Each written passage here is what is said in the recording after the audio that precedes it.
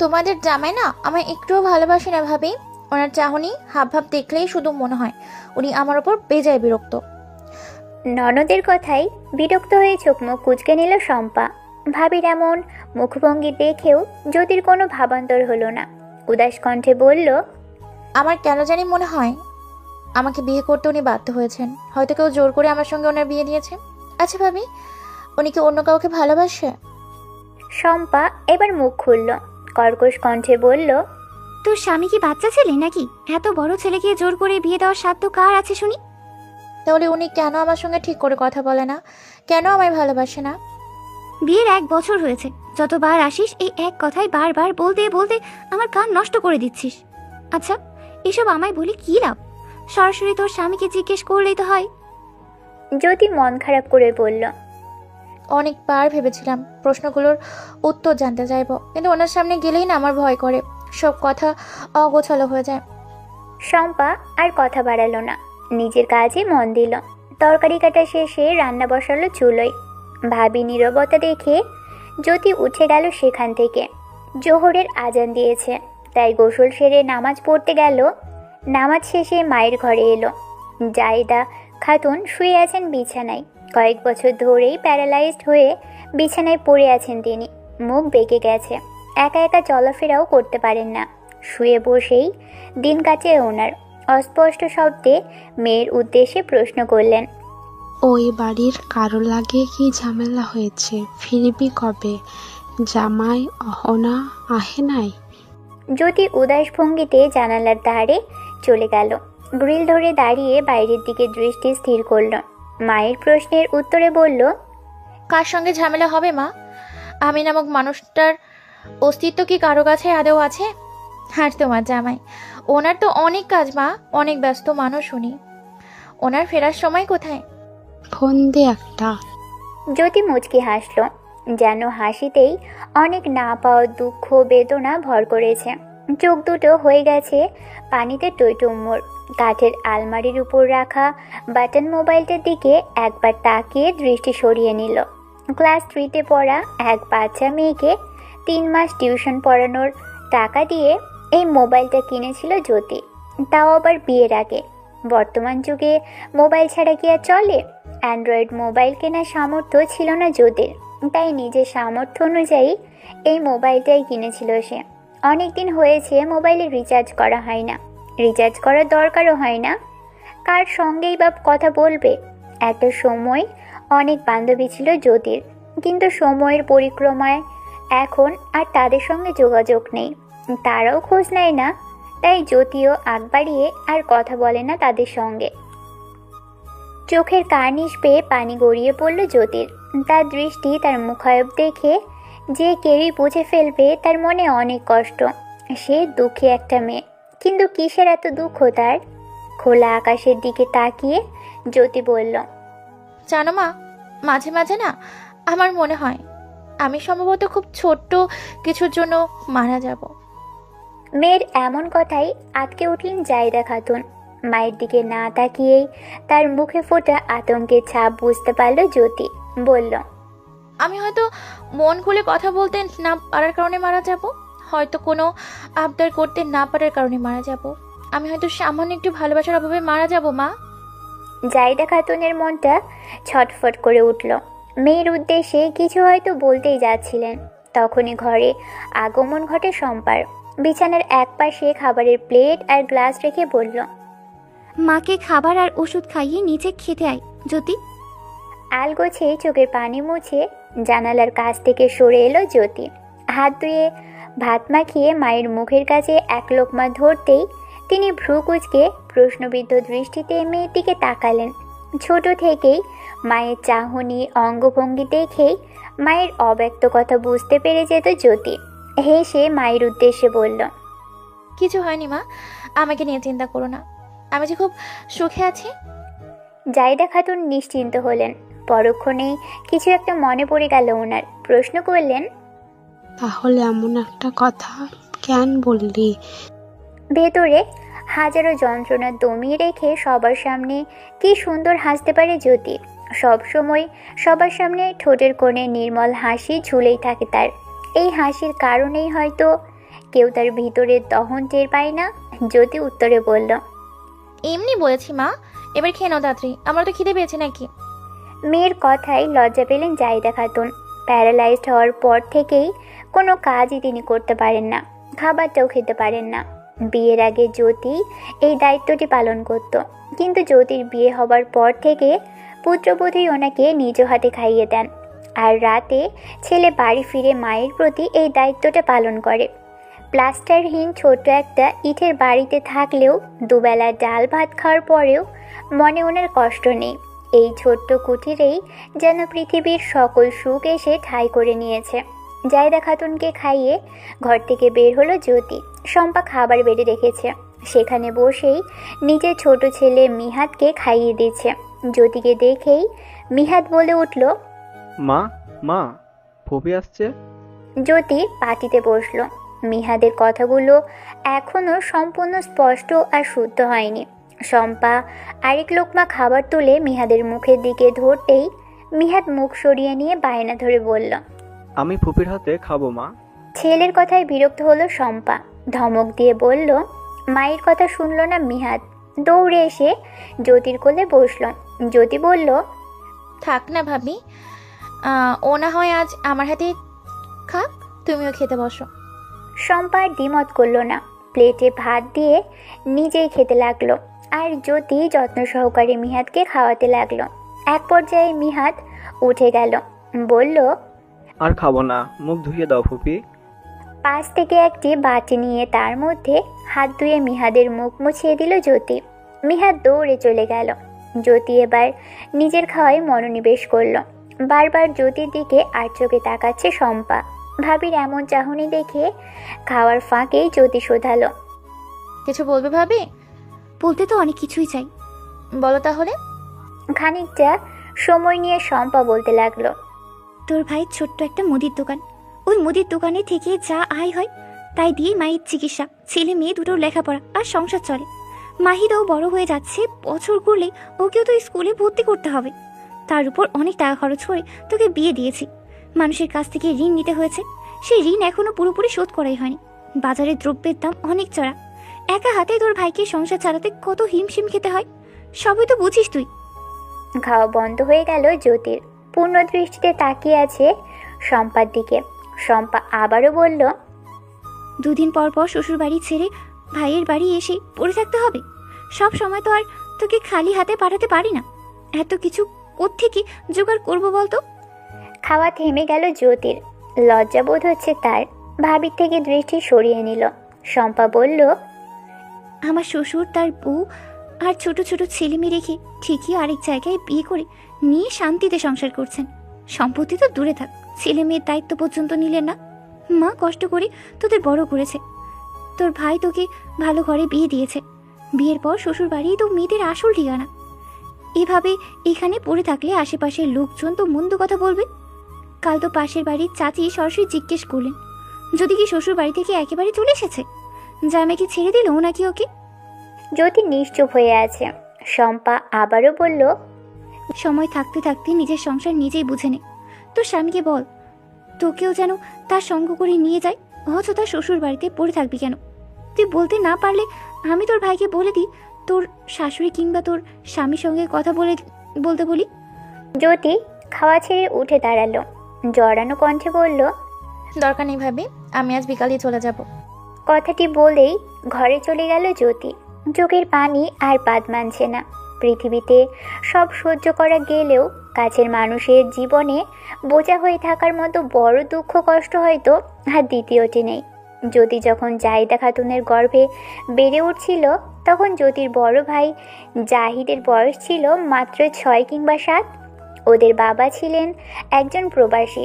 একটা সময় তাদের বাবা মিজানুদ্দিন বাড়িতে টাকা পাঠানো বন্ধ করে দেন। জাহিদা খাতুন যেন সন্তানদের নিয়ে অথৈ সাগরে ভেসে যাচ্ছিলেন। একদিক দিয়ে অসুস্থতা, সংসার, আরেক দিক দিয়ে স্বামীর চিন্তা, অর্থ সংকট। জাহিদা খাতুনের শ্বশুর শাশুড়ি স্পষ্ট জানিয়ে দিয়েছিলেন তাদের হাতে কোনো টাকা পয়সা নেই। তারা পুত্রবধূ এবং নাতি নাতনিদের কোনো খরচাই বহন করতে পারবেন না। তখন বাধ্য হয়েই বাপের বাড়ি গিয়ে ওঠেন জায়েদা খাতুন। বাবা ওনার বছর দুয়েক আগেই মারা গিয়েছিলেন। মাকে ভাইয়া খাওয়া পড়া দেয়।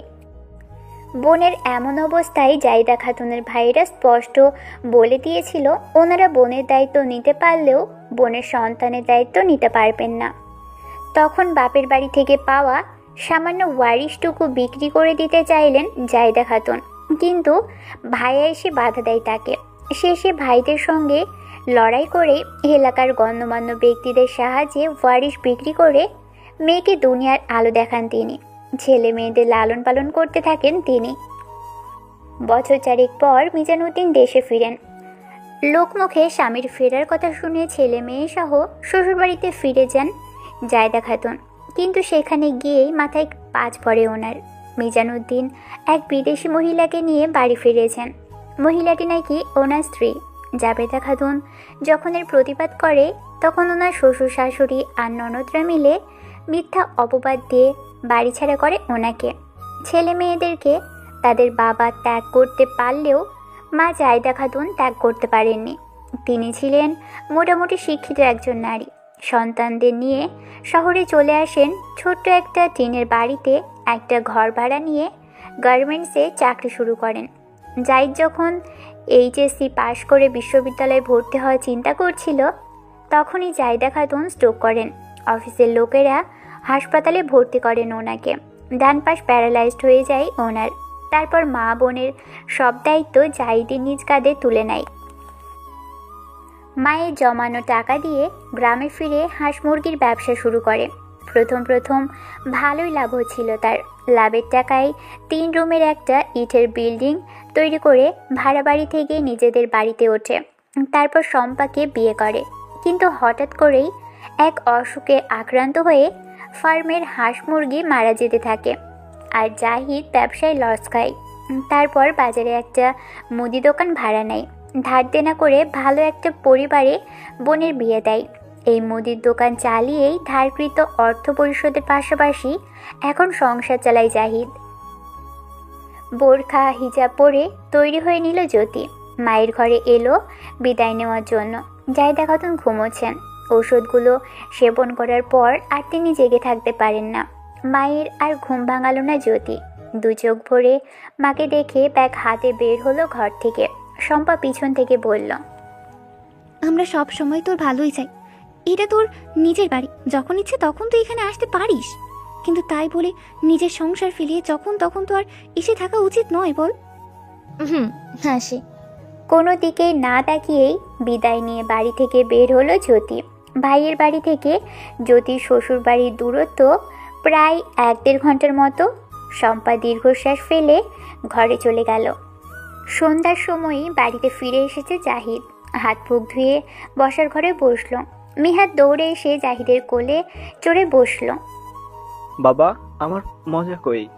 ছেলের কথায় মুচকি হেসে চিপসের প্যাকেটটা ছেলের হাতে ধরিয়ে দিল জাহিদ। চিপস খেয়ে মিহাদ দৌড়ে চলে গেল বোনেদের কাছে।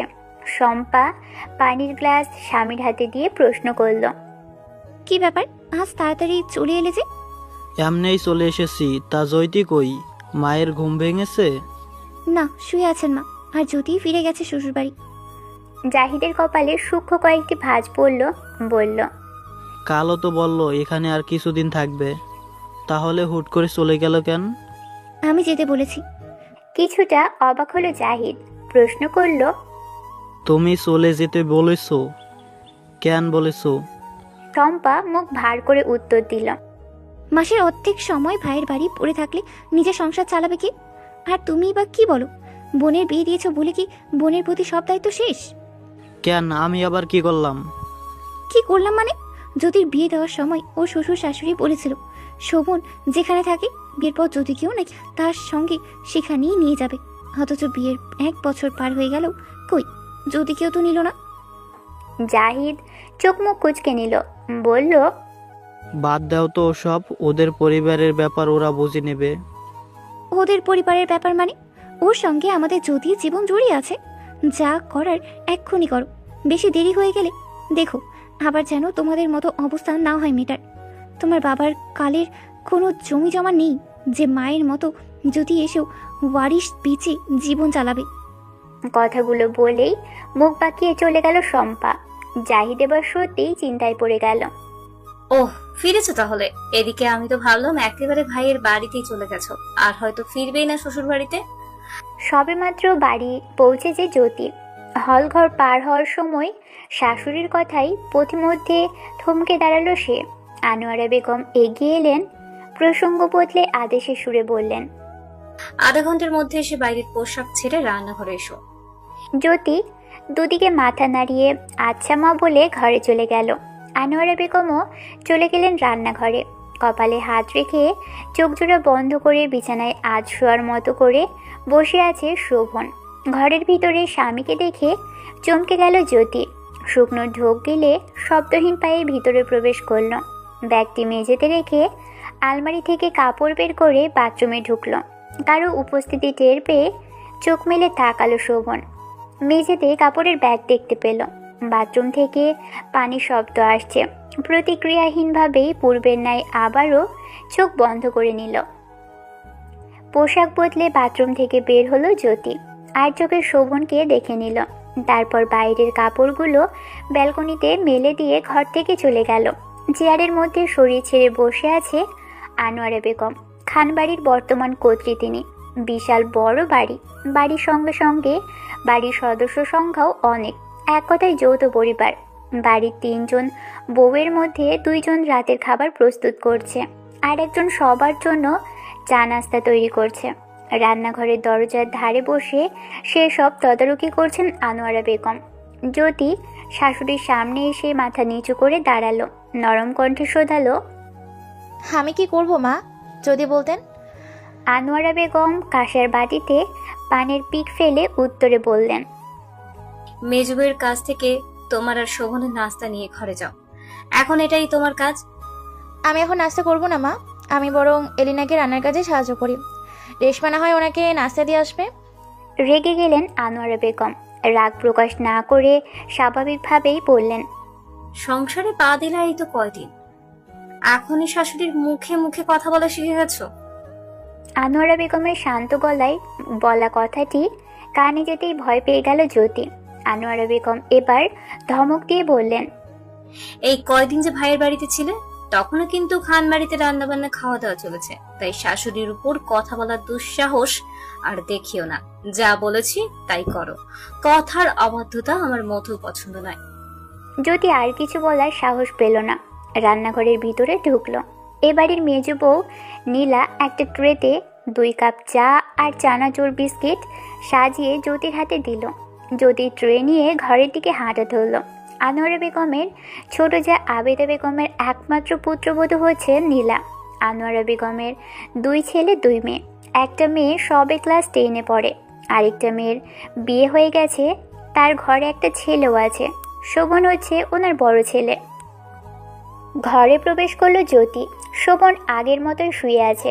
জ্যোতি বিছানার একপাশে ট্রে রেখে বসলো। তাতেও শোভনের কোনো হেলদোল নেই। শোভনের এমন আচরণে মনে এক অজানা কষ্ট হানা দিল জ্যোতির। দৃষ্টি তার শোভনের দিকে। খানিক্ষণ বাদে চোখ বন্ধ করে শুধালো, তাকিয়ে আছো কেন? কিছু বলবে? ভরকে গেল জ্যোতি।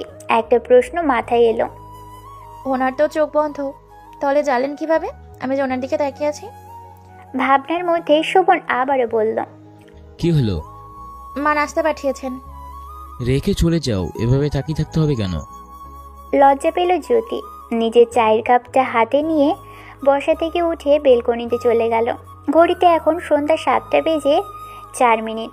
বাহিরে অন্ধকার। আজ 3 দিন হলো বসন্তের আগমন ঘটেছে। মৃদু ঠান্ডা হাওয়া বইছে বাহিরে। খোলা চুলগুলো উড়ে উড়ে চোখ মুখে এসে পড়েছে। এই পরিবেশটা, এই মুহূর্তটা কেন জানি বেশ ভালো লাগছে জ্যোতির। চায়ের কাপে চুমুক দিতে দিতে মুহূর্তটি অনুভব করতে ব্যস্ত সে। এই সময় হুট করেই মনের মধ্যে একটা গানের লাইন উদয় হলো। চোখ জোড়া বন্ধ করে গুনগুন করে গাইতে লাগলো, সে কি দেখতে পেয়েও পায় না, নাকি দেখতে আমায় চায় না, তবু সুযোগেরা দেয় তারই ঘরে ডো। কে দেখতে পায় না তোমায়? তার কি চোখ নেই? এত বড় একটা মেয়েকে দেখতে পায় না? পুরুষালী কণ্ঠের কথাটি শুনেই জ্যোতির ভীতু মন কেঁপে উঠল। শোভন হাত ভাঁজ করে বারান্দার দরজায় হেলান দিয়ে দাঁড়ানো। লজ্জায় চোখ মুখে রক্তিম আভা ফুটে উঠেছে জ্যোতির। মনে মনে ভাবছে, আমি যে গান গাইছিলাম সে কি উনি শুনে ফেললেন? জ্যোতির নীরবতায় বিরক্ত হলো শোভন। বুঝতে পারল তার স্ত্রী লজ্জা পাচ্ছে। গম্ভীর কণ্ঠে বলল, ট্রেটা রান্নাঘরে রেখে এসো। হাঁপ ছেড়ে বাঁচল জ্যোতি। কোনো দিকে না তাকিয়ে দ্রুত শোভনের পাশ কাটিয়ে বারান্দায় থেকে চলে গেল। শোভন দীর্ঘশ্বাস ফেলে দরজার কাছ থেকে বারান্দায় গিয়ে দাঁড়ালো। পকেট থেকে সিগারেটের প্যাকেট বের করে সিগারেট ধরালো। আবারও শাশুড়ির মুখোমুখি হলো জ্যোতি। আনোয়ারা বেগম পুত্রবধূকে পর্যবেক্ষণ করে বললেন, আবারও এখানে এসে দাঁড়িয়েছো কেন? নাস্তা শেষ, এবার কি করব? মা যদি বলতেন। ঘরে যাও। মুখ ভার হলো জ্যোতির। যতই শোভনের থেকে দূরে দূরে থাকতে চাই, ততই যেন তার শাশুড়ি মা তাকে পিছন থেকে ঠেলে সামনের দিকে এগিয়ে দেয়। নিজের শাশুড়ি মারা যাবার পর থেকে এই বাড়ির কর্ত্রী হয়েছেন আনোয়ারা বেগম। ওনার কথার বিপরীতে কথা বলার সাহস এ বাড়িতে কারোরই নেই। মলিন মুখে আবারও ঘরে চলে এলো জ্যোতি। ঘর ফাঁকা। বুঝতে পারল শোভন এখনো বারান্দায় দাঁড়িয়ে আছে। বারান্দা থেকে এক বিদঘুটে গন্ধ আসছে। জ্যোতি এগিয়ে গেল বারান্দার দিকে। শোভনকে সিগারেট খেতে দেখে বেশ অবাক হলো। বেশ কয়েকদিন হলো তাদের বিয়ের 1 বছর পূর্ণ হয়েছে, অথচ শোভনের এমন একটা বদ অভ্যাসের কথা জানা ছিল না তার। জানার কথা অবশ্য নয়, শুধু এই কথাটি কেন শোভন সম্পর্কে কিছুই সে জানে না জ্যোতির। কারণ শোভন সেই সুযোগটাই তাকে দেয়নি। ছোটবেলা থেকেই মা আর ভাইয়ের কষ্ট দেখে জ্যোতিরও ইচ্ছে করতো একদিন লেখাপড়া শেষ করে বড় একটা চাকরি করবে আর তারপর সংসারের দায়িত্ব নেবে, মা আর ভাইয়ের সব কষ্ট দূর করে দিবে। কিন্তু জ্যোতি তার সেই ইচ্ছেটা পূরণ করতে পারেনি। এইচএসসি পরীক্ষা শেষ হতে না হতেই তার জন্য বিয়ের সম্বন্ধ আসে।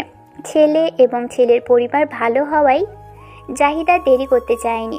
মায়ের সম্মতি নিয়ে ধুমধাম করে বোনের বিয়ে দিয়ে দেয় শোভনের সঙ্গে। শোভন চাকরি সূত্রে চট্টগ্রামে থাকে। বিয়ে সপ্তাহখানেক পরই নববধূকে রেখে নিজের কর্মস্থলে ফিরে যায় সে। এই দূরত্বের কারণে শোভন সম্পর্কে জ্যোতির জানার পরিধিটা কম, তাদের মনের দূরত্বটাও হয়তো অনেক। জ্যোতি নরম স্বরে বলল, ধূমপান করা স্বাস্থ্যের পক্ষে ক্ষতিকর, এগুলো কেন খান? কি বিচ্ছিরি গন্ধ। জ্যোতির কণ্ঠস্বর শুনতেই হাতের অর্ধ খাওয়া সিগারেটটা দ্রুত ফেলে দিল শোভন। এমনভাবে ঘরে এলো যেন এখানে কেউ যে আছে তা সে দেখতেই পায়নি। যতবার শোভন বাড়িতে ফিরে ততবারই জ্যোতিকে সে এভাবেই উপেক্ষা করে আসছে। মাঝে মাঝে জ্যোতির খুব ইচ্ছে করে শোভনকে প্রশ্ন করতে, কেন আমার সঙ্গে এমন ব্যবহার করেন? কেন আমায় ভালোবাসেন না? কিন্তু গলা পর্যন্ত এসেই আটকে যায় প্রশ্নগুলো। কেমন যেন অনুভূত হয়, হয়তো দুজনের মধ্যকার এত দূরত্বের কারণেই সাহস করে ওঠে না মন খুলে কথা বলার। খানবাড়িতে রাতের খাবারটা সবাই একসঙ্গে করলেও শোভন বাড়িতে ফিরলে কখনোই সবার সঙ্গে খাবার খায় না। আজও তার ব্যতিক্রম হলো না। আনোয়ারা বেগম বড় একটা স্টিলের ট্রেতে খাবার সাজিয়ে জ্যোতির হাতে দিয়ে দিলেন। শোভনের সঙ্গে জ্যোতিও ঘরেই খেয়ে নেয়। এটাও আনোয়ারা বেগমেরই আদেশ। পুত্রবধূকে তিনি স্পষ্ট করে বলে দিয়েছেন, স্বামীকে রেখে নিজে এসে খাওয়ার দরকার নেই। যতদিন শোভন থাকবে ততদিন ওর সঙ্গে বসে ঘরেই খেয়ে নিবে। জ্যোতি তার বিপরীতে প্রশ্ন করেছিল, আচ্ছা মা, উনি সবাইকে রেখে একা একা ঘরে কেন বসে খান? আনোয়ারা বেগম সঠিক কোনো উত্তর দেননি, বরং প্রশ্ন বদলে দিয়েছিলেন। তারপর থেকে জ্যোতি আর কাউকে শোভনের ব্যাপারে কোনো প্রশ্নই করেননি। শোভন নামক পুরুষটি তার কাছে বরাবরই কেমন এক রহস্যময় মানবের মতো। শোভন আজ বিকেলেই বাড়ি ফিরেছে, তাই আনোয়ারা বেগমের তত্ত্বাবধানে শোভনের পছন্দের সব খাবার রান্না করা হয়েছে। রাতের খাবার খেয়ে বিছানায় এসে লম্বা হয়ে শুয়ে পড়ল শোভন। জ্যোতি এটো বাসন নিচে রাখতে গেল, তারপর ইচ্ছে করেই একটু সময় নিয়ে ঘরে এলো। ভাইয়ের বাড়ি থেকে ফিরে একটুও শুতে পারেনি সে। এখন বেশ ক্লান্ত লাগছে। মলিন মুখে মেঝেতে বিছানা করার প্রস্তুতি নিল। আলমারির পাশ থেকে পাটিটা নিয়ে এলো জ্যোতি। পাটি বিছাতে যাবে তখনই শোভন বলল। আলাদা বিছনা করার দরকার নেই, খাটে শুয়ে পড়ো। চমকে গেল জ্যোতি। শোভন বাড়িতে ফিরলে জ্যোতির নিচে বিছানা করেই ঘুমোয়, তবে নিজের ইচ্ছে নয়, বরং শোভনের ইচ্ছে। শোভন স্পষ্ট করেই একদিন বলে দিয়েছিল জ্যোতিকে। তোমার সঙ্গে এক বিছানায় ঘুমানো আমার পক্ষে সম্ভব নয়। জ্যোতি দাঁড়িয়ে দাঁড়িয়ে ভাবছে। ঠিক শুনেছি তো? শোভন ভ্রু কুঁচকে জ্যোতির দিকে তাকালো, বলল। আলোর মধ্যে আমি ঘুমাতে পারি না, দ্রুত লাইটটা অফ করে শুতে এসো। জ্যোতি এবার নিশ্চিন্ত হলো, সে ঠিকই শুনেছে। দ্রুত লাইট নিভিয়ে শোভনের পাশে শুয়ে পড়ল। জ্যোতি শুতেই শোভন বলল। পাশে শুতে দিয়েছি বলে যেন আবার আমার শরীরে হাত পা উঠিয়ে দিও না, নয়তো সঙ্গে সঙ্গে নিচে ফেলে দেবো কিন্তু। এমন একটা কথায় প্রচন্ড রাগ হলো জ্যোতির। ইচ্ছে করলো এখনই শোভনের উপর হাত পা উঠিয়ে দিয়ে বলতে, উঠিয়েছি হাত পা, এবার পারলে নিচে ফেলে দেখা। কিন্তু যদি পারল না কাজটি করতে, তাই দীর্ঘশ্বাস ফেলে চোখ জোড়া বন্ধ করে নিল। মুহূর্তেই ঘুম এসে হানা দিল। যদি পাড়ি দিল ঘুমের রাজ্যে। জানালার কাজ ভেদ করে আলো এসে ঘরের অন্ধকার দূর করে দিয়েছে। পিটপিট করে তাকিয়ে পুরো ঘর পর্যবেক্ষণ করলো জ্যোতি। শোভন ঘরে নেই, দরজার ছিটকিনিও খোলা। শোয়া থেকে উঠে দেয়াল ঘড়ির দিকে তাকালো। 7:13। জিভে কামড় দিয়ে জ্যোতি দ্রুত বিছানা ছেড়ে বাথরুমে চলে গেল ফ্রেশ হতে। মেজ বউ নীলা এবং ছোট বউ এলিনা মিলে সকালের নাস্তা তৈরি করছে। নাস্তা তৈরি প্রায় শেষের দিকে। একটু সকাল সকালই খানবাড়িতে রান্না বান্না শুরু হয়ে যায়, কারণ বড়দের অফিস, ছোটদের স্কুল আছে, তারা তো খেয়ে বের হবে। নীলা মুখ ভার করে এলিনার উদ্দেশ্যে বলল। এই বাড়িতে সারাটা দিন শুধু আমাদের এই গাধার মতো খাটতে হয়, এরপরেও কারো মন পাই না। আর ওইদিকে বড় বউ গায়ে হাওয়া লাগিয়ে শুধু ঘুরে, বাপের বাড়ি গিয়ে পড়ে থাকে, অথচ কেউ কিচ্ছুটি বলে না। এলিনা জায়ের সঙ্গে তাল মিলিয়ে বলল। ঠিক বলেছেন ভাবি, তারপরেও মা ওনার বড় বউকেই ভালোবাসেন। এখনো বড় বউ নিচেই নামেননি, কিন্তু কারো তাতে হেল দোল নেই। ওর জায়গায় আমরা থাকলে দেখতেন কেমন করতো। কথাটি বলে বামে ঘুরতেই এলিনা ভয়ে শুকনো ঢোকিল। জ্যোতি দাঁড়িয়ে আছে, ওদের সব কথাই শুনেছে সে। এলিনা আমতা আমতা করে বলতে লাগলো। আসলে আমি ওভাবে। জ্যোতি স্মিত হাসলো। এলিনাকে থামিয়ে দিয়ে রান্নাঘরের ভিতরে প্রবেশ করলো, বলল। কালো বাড়ি থেকে ফেরার পর অনেক ক্লান্ত লাগছিল, আর রাতেও একটু দেরিতে ঘুমিয়েছিলাম, তাই ঘুম থেকে উঠতে দেরি হয়ে গেছে। আজকে সন্ধ্যায় নাস্তাটা না হয় আমি তৈরি করে নিব, তোমরা তখন বিশ্রাম নিও। এলিনা এবং নীলার মুখে কোনো কথা নেই। শোভন ফজরের নামাজ পড়তে মসজিদে গিয়েছিল। নামাজ শেষে চা খেয়ে বাড়িতে ফিরল। ছোট বোন রেশমা এগিয়ে এসে বলল। ভাইয়া, মা তোমাকে দেখা করতে বলেছে। কোথায়? মা ঘরে আছে, তোমাকে ওইখানেই যেতে বলেছে। রেশমা কথাটা বলেই চলে যাচ্ছিল। শোভন পিছন থেকে ডেকে বলল। রেশমা শোনো। কি? আসলে মানে। রেশমা ভ্রু কুঁচকে নিল। ভাইয়ের দ্বিধান্বিত কথাই কয়েক সেকেন্ড তাকিয়ে থেকে পর্যবেক্ষণ করল। হুট করেই সবটা বুঝে গেল রেশমা। আশ্বস্ত করে বলল। বাবা বাড়িতেই নেই, নাস্তা করেই বাজার করতে বেরিয়ে গেছে। ও। বলেই কোনো দিকে না তাকিয়ে আনোয়ারা বেগমের ঘরের দিকে চলে গেল শোভন। আনোয়ারা বেগম দোতলার বারান্দায় বসে পাঞ্জাবি সেলাই করছেন। শোভন দরজায় জোরে জোরে 2 বার কড়া নেড়ে বলল। ভিতরে আসবো? ভিতর থেকে উত্তরে এলো। এসো, আমি বারান্দায়। শোভন বারান্দায় চলে এলো। প্রশ্ন করলো। পরশু রাতে ফোন করে তাড়াতাড়ি বাড়ি ফিরতে বললেন, অথচ বাড়িতে কিছুই হয়নি, তা কেন ডাকলেন? তা বলার জন্যই এখন ডাকলাম। চেয়ারটায় বসো। শোভন আনোয়ারা বেগমের পাশের চেয়ারে বসলো, দৃষ্টি তার মেঝেতে। আনোয়ারা বেগম পানের পিক ফেলে বলার জন্য প্রস্তুত হলেন। বিয়ে করেছো 1 বছর হয়েছে, অথচ বউকে এখানে রেখে নিজে এত দূরে পড়ে আছো কেন? বিয়ে কি আমাদের জন্য করেছো নাকি নিজের জন্য করেছো? আনোয়ারা বেগমের কথাই ভরকে গেল শোভন। উত্তরে কিছু একটা বলতে যাবে, তার আগেই তাকে থামিয়ে দিয়ে আনোয়ারা বেগম আবারও বললেন। এবার আর তুমি একা ফিরছো না, বড় বউকে সঙ্গে করে নিয়ে তারপর ফিরবে। শোভন ঘোর প্রতিবাদ করে বলল। এটা কিন্তু কথা ছিল না, আমি কখনো চাইনি আমার এই অগোছলো জীবনের সঙ্গে কাউকে জড়াতে, কিন্তু আপনি আমায় বাধ্য করেছেন বিয়েটা করতে। এখন আবার তাকে সঙ্গে করে নিয়ে যেতে হবে? মানুষ কখনো একা থাকতে পারে না, প্রতিটি মানুষেরই একজন সঙ্গী প্রয়োজন হয়। তুমি মানো বা না মানো, তুমি আমার বড় ছেলে, তোমার প্রতি আমার দায়িত্ব আছে। তাই আমি নিজে বাছাই করে পছন্দসই মেয়ের সঙ্গে তোমার বিয়ে দিয়ে দিয়েছি। আশা করি স্ত্রীর প্রতি সব দায়িত্ব পালন করবে। আমি কি আমার দায়িত্ব পালন করছি না? প্রতি মাসে মাসেই তো সব খরচা পাঠাই।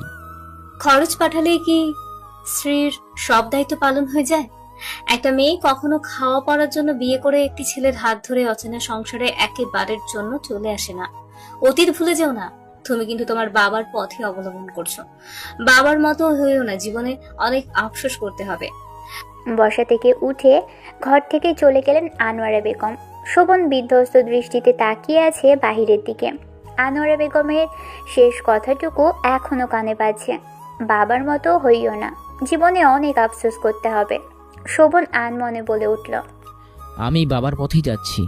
চোখ জোড়া বন্ধ করে নিল, জোরে কয়েকটা নিঃশ্বাস ফেললো, বলল, না, আমি ওই লোকটার মতো কখনো হব না। ঘরে শোভনের জন্য নাস্তা নিয়ে এসেছে জ্যোতি, কিন্তু ঘরে শোভনকে পেল না।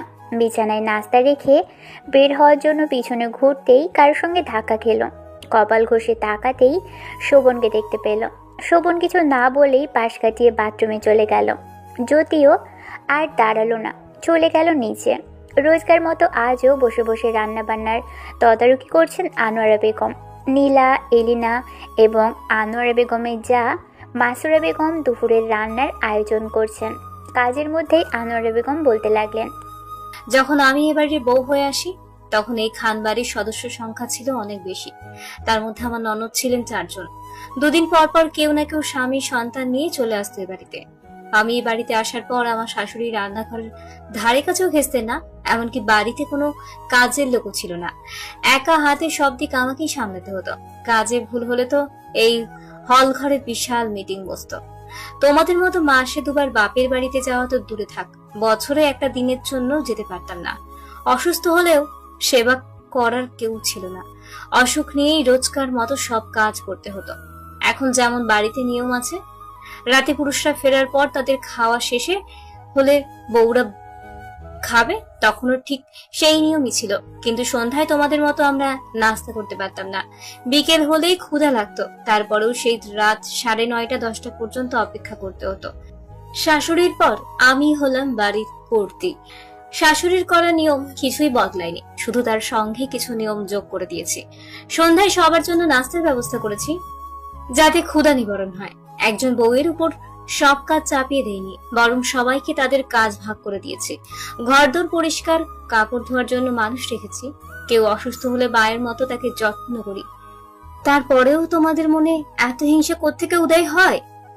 আনোয়ারা বেগমের সম্পূর্ণ কথা মনোযোগ সহকারে সবাই শুনল। শেষের কথায় নীলা এবং এলিনা ভয় কেঁপে উঠল। আনোয়ারা বেগম বললেন, আমার কাছে বাড়ির সব বউ সমান, সবাইকে আমি নিজের মেয়ের চোখেই দেখি। তোমরা এই বাড়িতে আগে এসেছো। আমার বড় ছেলেটাও বিয়ে করতে চাইছিল না, তাই তাকে বিয়ে করাতে একটু দেরি হয়ে গেছে। আর বাকি ছেলে দুটো তো সময়ের আগেই বিয়ে করে নিয়েছে। সে যাই হোক, ছেলেটা এতদিন পর ফিরেছে, তারপরেও বড় বউকে তার স্বামীর কাছে না পাঠিয়ে ঘরের কাজে বসিয়ে রাখো। তোমরা ওর জায়গায় থাকলে মেনে নিতে? নীলা নত দৃষ্টিতে বলল, আমরা বুঝতে পারিনি। তোমরা অবুঝ নাও যে বুঝতে পারবে না। ওইসব জায়গায় হিংসে শ্বশুর শাশুড়ির প্রতি বিরক্ত খান বাড়িতে চলবে না। এখানে থাকতে হলে সবাইকে মিলেমিশে থাকতে হবে, কথাটা সবাই মাথায় ঢুকিয়ে নাও। নীলা নত দৃষ্টিতে বলল। কথাটি ধমকের সুরে বলে উঠে গেলেন আনোয়ারা বেগম। নীলা এলিনার মুখে লজ্জা এবং অনুতপ্তে এসে ভর করেছে। শাশুড়ির সমস্ত কথাই কর্ণগোচর হয়েছে জ্যোতির। মনে মনে এক প্রশান্তি বিরাজ করছে তার। ভাগ্য করে একজন ভালো মন মানসিকতার শাশুড়ি পেয়েছে সে। শোভন সেই যে ঘরে ঢুকেছে আর বের হয়নি একবারও। রাউফুন খান হাত পা ছড়িয়ে বিছানায় বসে আছেন। স্ত্রীকে দেখে ইতস্তত করে শোধালেন, শোভন কি করে? আনোয়ারা বেগম উত্তরে বললেন, তা নিজে গিয়ে দেখে এসো না।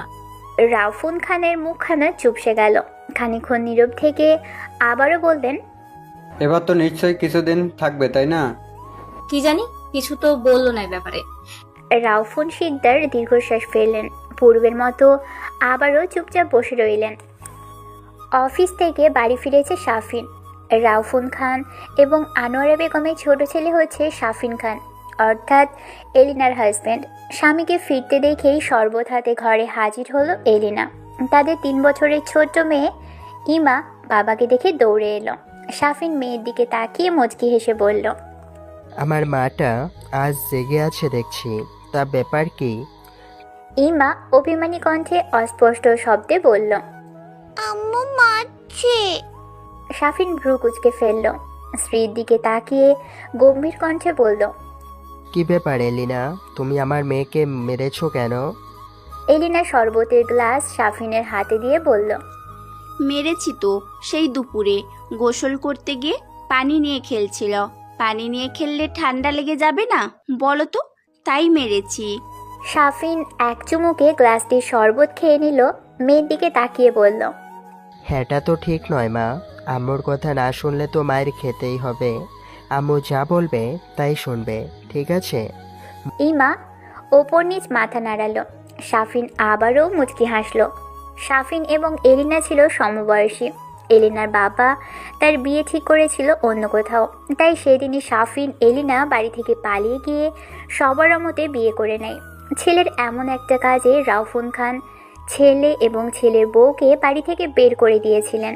ছেলেকে করতে চেয়েছিলেন ত্যায্যপুত্র, কিন্তু আনোয়ারা বেগম তৎক্ষণাৎ ছেলের পাশে দাঁড়ান, স্বামীকে বুঝিয়ে তাদের ঘরে তোলেন।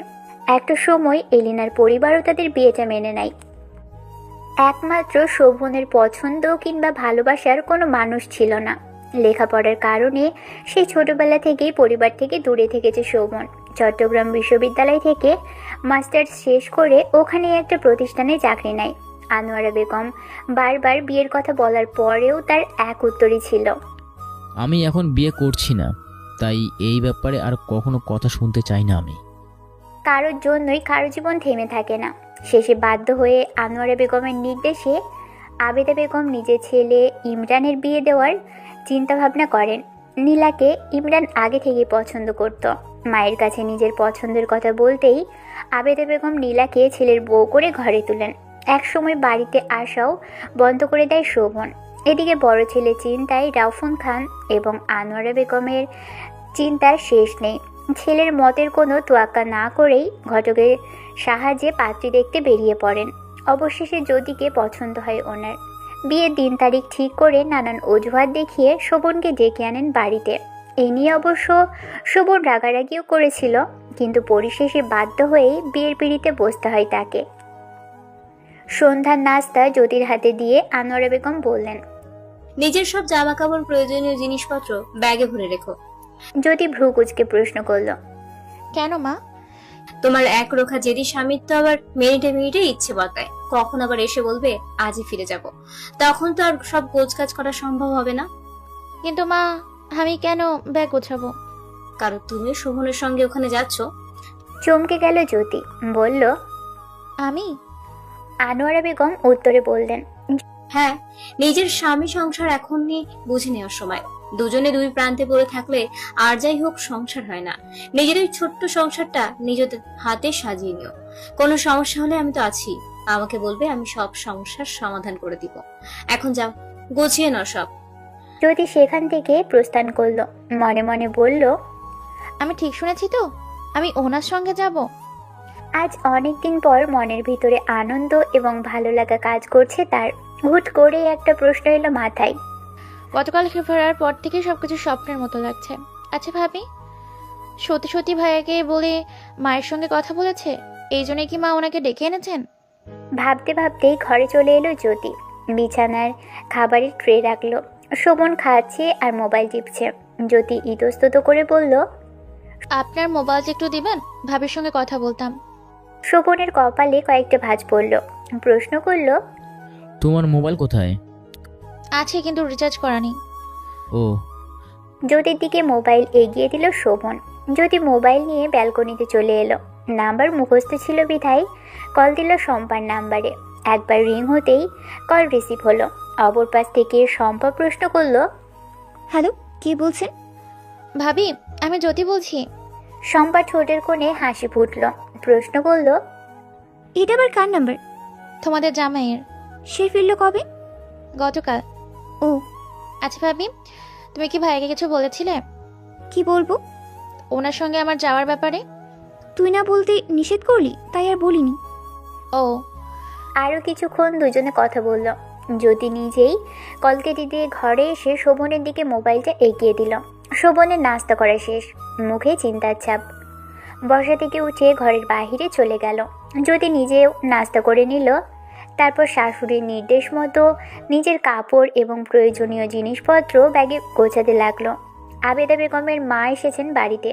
বয়স ওনার ৭২ ছুঁই ছুঁই। আবেদা বেগমের স্বামী রেজাউল খান নিজে গিয়ে শাশুড়িকে নিয়ে এসেছেন। বিলকিস খাতুন বসে আছেন সোফায়। বাড়ির বৌঝিরা ওনাকে আপ্যায়ন করতে ব্যস্ত হয়ে পড়েছে মুহূর্তেই। আনোয়ারা বেগম এসে বসলেন পাশে, শুধালেন, তা মাওই কেমন আছেন? বিলকিস খাতুনের নিচের কপাটের দুটো দাগ পড়ে গেছে, বয়সের ভারে চামড়া কুঁচকে গেছে। মাথায় হাতে গোনা কয়েকটি চুল বাদে বাকি সব চুল সাদা রং ধারণ করেছে। আনোয়ারা বেগমের প্রশ্নের উত্তরে হেসে বললেন, আলহামদুলিল্লাহ, আছি ভালো। তা তোমরা কেমন আছো? আমরাও বেশ ভালো। অন্ধকার ছাদে এসে দাঁড়িয়েছে শোভন।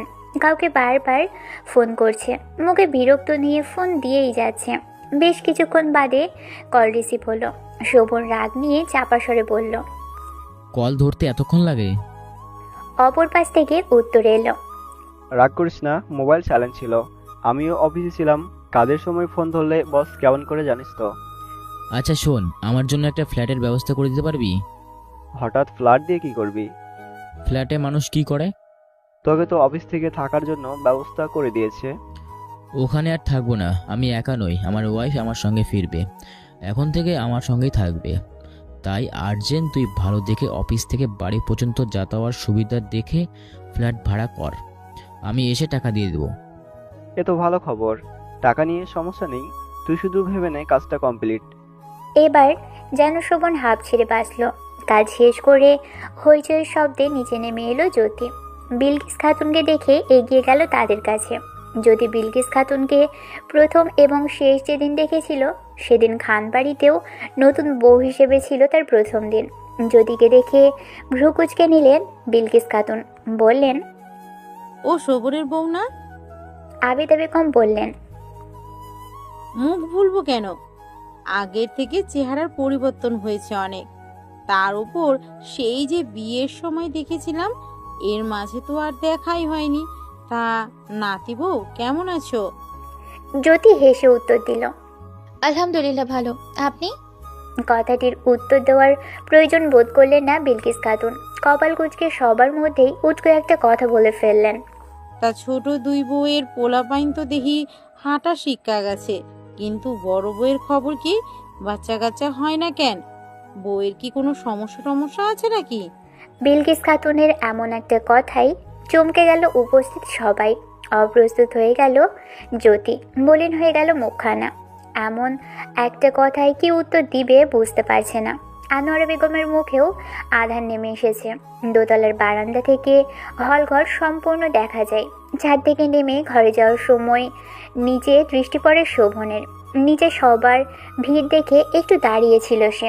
পুরো কথাটাই তার কান পর্যন্ত গেল। মেজাজ বিগড়ে গেল সঙ্গে সঙ্গে। ইচ্ছে করলো নিচে গিয়ে বিলকিস খাতুনের উদ্দেশ্যে কড়া কয়েকটা কথা বলে আসতে।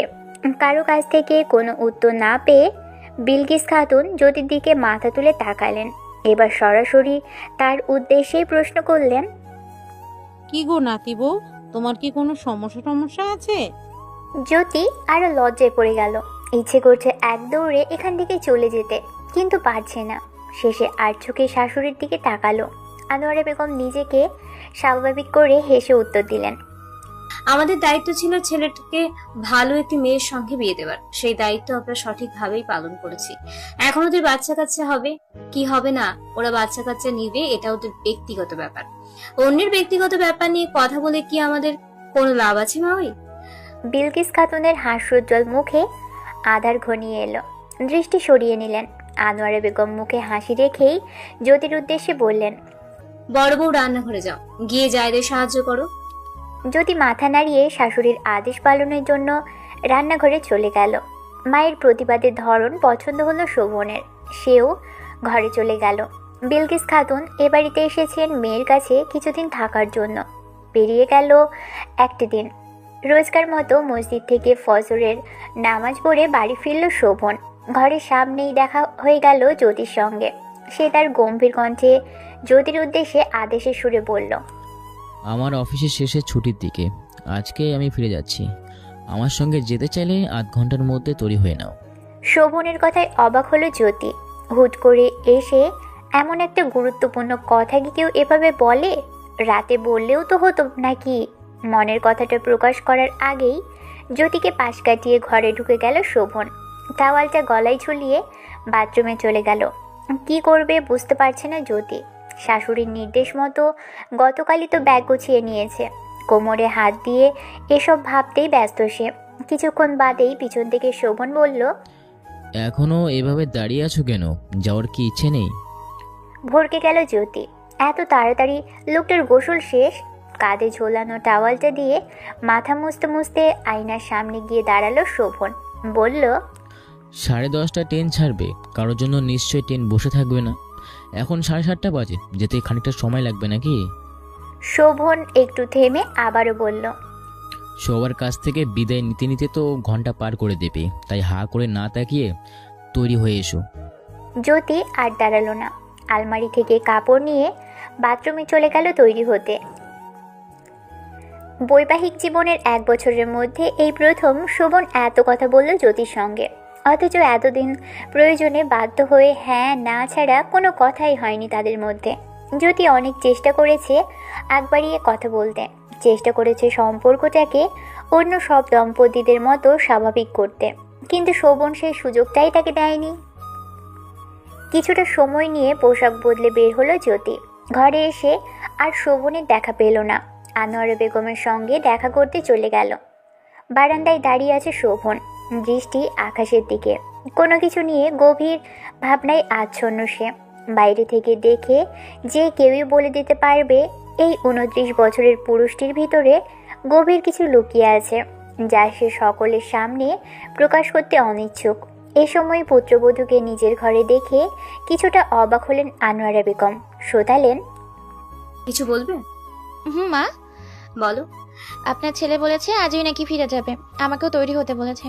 আনোয়ারা বেগম পা থেকে মাথা পর্যন্ত জ্যোতিকে পর্যবেক্ষণ করলেন।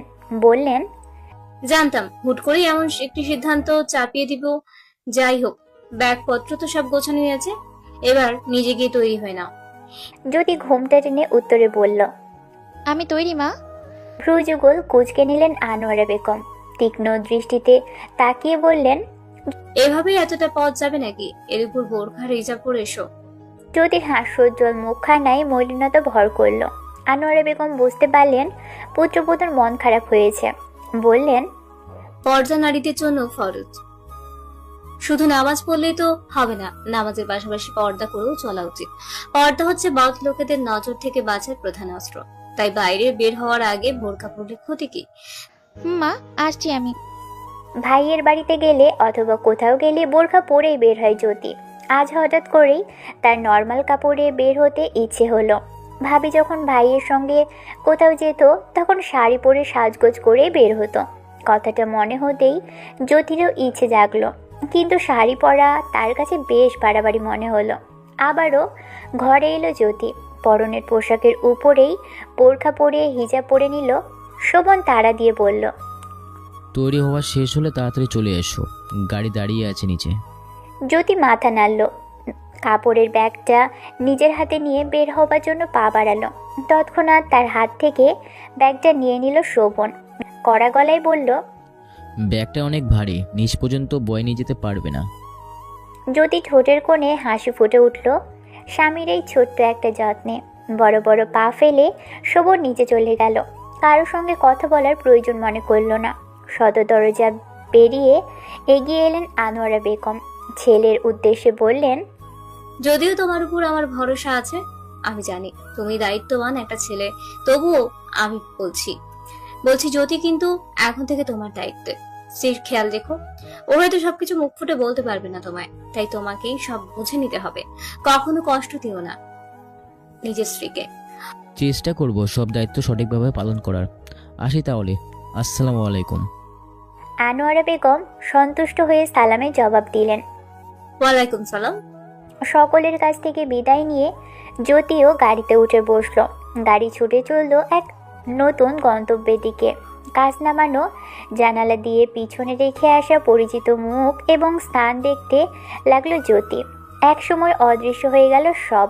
দোতলার বারান্দা থেকে সবার আড়ালে পুত্র এবং পুত্রবধূকে মনে মনে বিদায় জানালেন রাফুন খান। আলগোছে বাম হাতের উল্টো পাশ দিয়ে চোখ মুছে নিয়ে দীর্ঘশ্বাস ফেললেন, তারপর ঘরে চলে গেলেন। স্টেশনে অনেক ভিড়। সবেমাত্র ট্রেন এসে থেমেছে। একজন আরেকজনকে ঠেলে ঠুলে ধাক্কা দিয়ে ট্রেনে ওঠার প্রতিযোগিতা চলছে। গাড়ি ভাড়া মিটিয়ে জ্যোতিকে নিয়ে স্টেশনের ভিতরে ঢুকলো শোভন। আগ্রহ ভরা দৃষ্টিতে চারপাশের দৃশ্য অবলোকন করছে জ্যোতি। এটাই তার জীবনের প্রথম ট্রেন ভ্রমণ হতে যাচ্ছে। ট্রেন দিয়ে যাতায়াত করে বেড়াতে যাওয়ার মতো কোনো আত্মীয় স্বজন কোনো কালেই জ্যোতিদের ছিল না। ভিড়ের মধ্যেই কেউ শক্ত করে জ্যোতির হাত ধরল। ভিতরে এক অচেনা কম্পন অনুভব হলো। পাশ ফিরে তাকাতেই শোভনকে দেখতে পেল। শোভনই তার হাতটি ধরেছে। শোভন জ্যোতির উদ্দেশ্যে বলল, আমার সঙ্গে সঙ্গে এসো, হাত যেন না ছোটে আমার থেকে। এই ভিড়ের মধ্যে হারিয়ে গেলে খুঁজে তো পাওয়াই যাবে না, এমনকি ট্রেনটাও মিস হবে। যেভাবে শক্ত করে জ্যোতির হাত ধরেছে শোভন, তাতে চাইলেও জ্যোতি ছুটতে পারবে না।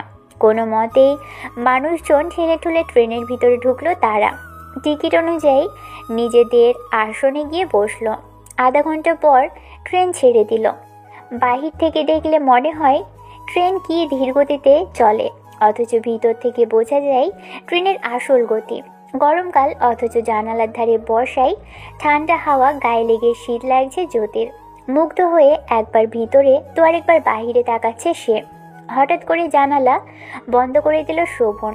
করুণ দৃষ্টিতে স্বামীর পানে তাকালো জ্যোতি। শোভন গম্ভীর কণ্ঠে বলল, এই হাওয়া গায়ে লাগলে ঠান্ডা লেগে যাবে।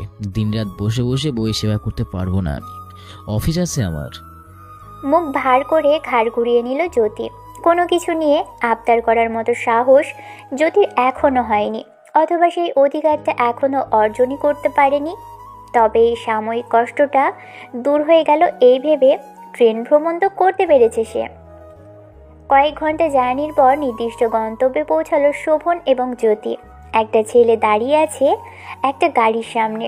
শোভনকে দেখতেই হাস্যোজ্জ্বল মুখে এগিয়ে এলো ছেলেটি। বলল, অফিস বাদ দিয়ে তোদের জন্যই এখানে অপেক্ষা করছিলাম। শোভন প্রশ্ন করল, কেন? কেন আবার কি? তোদের ফ্ল্যাটটা দেখিয়ে দিতে হবে না? চোখ বড় করে তাকালো শোভন। শোভনের এমন চাহনিতে বোকা বোকা হাসলো ছেলেটি। জ্যোতির দিকে দৃষ্টি পড়তেই বলল, আসসালামু আলাইকুম ভাবি, কেমন আছেন? জ্যোতি উত্তরে বলল, ওয়ালাইকুম আসসালাম, আলহামদুলিল্লাহ ভালো। শোভন জ্যোতির উদ্দেশ্যে বলল, ও হচ্ছে সাজ্জাদ, আমার বন্ধু প্লাস কলিগ। মনের ভিতরে জেগে ওঠা প্রশ্নের উত্তর পেয়ে গেল জ্যোতি। ছোট্ট করে বলল, ও। সাজিদ ভিতরে নিয়ে গেল ওদের। 2 রুমের একটা ফ্ল্যাট, সুন্দর একটা রান্নাঘর আর মাঝারি সাইজের একটা ড্রয়িং রুম। শোভন জ্যোতির উদ্দেশ্যে বলল, এতটা পথ এলে ঘরে গিয়ে ফ্রেশ হয়ে বিশ্রাম নাও। জ্যোতি উল্টো প্রশ্ন করল, কোন ঘরটায় যাব? তোমার ইচ্ছা। মৃদু হেসে সেখান থেকে প্রস্থান করলো জ্যোতি। 2টো ঘরের মধ্যেই বারান্দা আছে, যা দেখে জ্যোতির ভালো লাগা বেড়ে দ্বিগুণ হয়ে গেল। বারান্দা জ্যোতির বরাবরই প্রিয় ছিল। কলেজে যাওয়ার সময় রাস্তার পাশে বড় বড় দালানের বারান্দাগুলো দেখে জ্যোতি স্বপ্ন দেখত তারও একদিন এমন একটা বারান্দা হবে, যেখানে সে বাগান বিলাস করবে। মন খারাপ হলে সেখানে বসে খোলা আকাশ দেখবে। বিয়ের পর এই স্বপ্নটা তার পূরণ হয়েছিল। শোভন আর তার শোবার ঘরের বারান্দায় অসংখ্য গাছ লাগিয়েছিল জ্যোতি। রোজ সময় করে সেই গাছগুলো যত্ন নিত। যখন সে মায়ের কাছে বেড়াতে যেত, তখন গাছের যত্ন নেওয়ার দায়িত্ব দিত রেশমিকে। ঠোঁটের কোণের হাসিটা মিলিয়ে গেল। বিরক্তি নিয়ে আনমনে বলে উঠল, এই বারান্দাটাও আবার সাজাতে হবে, কত গাছ লাগাতে হবে, উফ কত দায়িত্ব আমার উপর, কত কাজ। ড্রয়িং রুমের সোফায় শোভন আর সাজেদ বসে আছে। শোভন বলল, তোকে শুধু বলেছিলাম ফ্ল্যাটটা ম্যানেজ করে দিতে, কিন্তু তুই তো দেখি একেবারে ফার্নিচার সহ সাজিয়ে গুছিয়ে রেডি করে রাখছিস। সাজেদ প্রত্যুত্তরে হাসল, বলল, পূর্ব অভিজ্ঞতা আছে তো, আমিও তো তোর মতোই অফিসের কাছে মেসে থাকতাম। যখন অনন্যাকে নিয়ে বিয়ে করে এলাম তখন কি ভোগান্তিটাই না পোহাতে হয়েছে। ফার্নিচার কিনে ঘর গোছাতেই সপ্তাহখানেক পার হয়ে গেল। তাই পরশু রাতে তুই ফোন করে বলতেই সব বুঝে গেলাম। অনন্যাকে নিয়ে নেমে পড়লাম কাজে। কাজ সকালেই শেষ, গোছগাছ করে বাড়ি ফিরেছে অনন্যা। তোদের অনেক পরিশ্রম করতে হয়েছে তাই না? আসলে হুট করে মা বলে দিল জ্যোতিকে নিয়ে নাকি ফিরতে হবে, তাই এমন ঝামেলা হলো। আন্টির বলতে হবে কেন? এই কাজটি তোর আগেই করা উচিত ছিল। নিজে এখানে পড়েছিল আর বউকে রেখে এসেছিল সে 100 মাইল দূরে। শোভন নীরব রইল। সাজেদ বসা থেকে উঠে দাঁড়ালো, বলল, তোরা এত দূর থেকে এলি, বিশ্রাম নেই, আমি কাউকে দিয়ে খাবার পাঠিয়ে দিব, রান্না করবার দরকার নেই। শোভন বাধা দিয়ে বলল, তার দরকার নেই, যা করেছিস তাতেই তোর প্রতি কৃতজ্ঞ আমি অনলাইনে অর্ডার করে নেব। সাজেদ যাওয়ার জন্য অগ্রসর হতেই শোভন পিছু ডেকে পড়ল। কত খরচা হয়েছে বলি না তো, টাকা নিয়ে যা। সাজেদের ভ্রুজোড়া কুঁচকে গেল। যেতে যেতেই বলল, তা নিয়ে পরে কথা বলা যাবে, আমি আসছি, দরজা লাগা।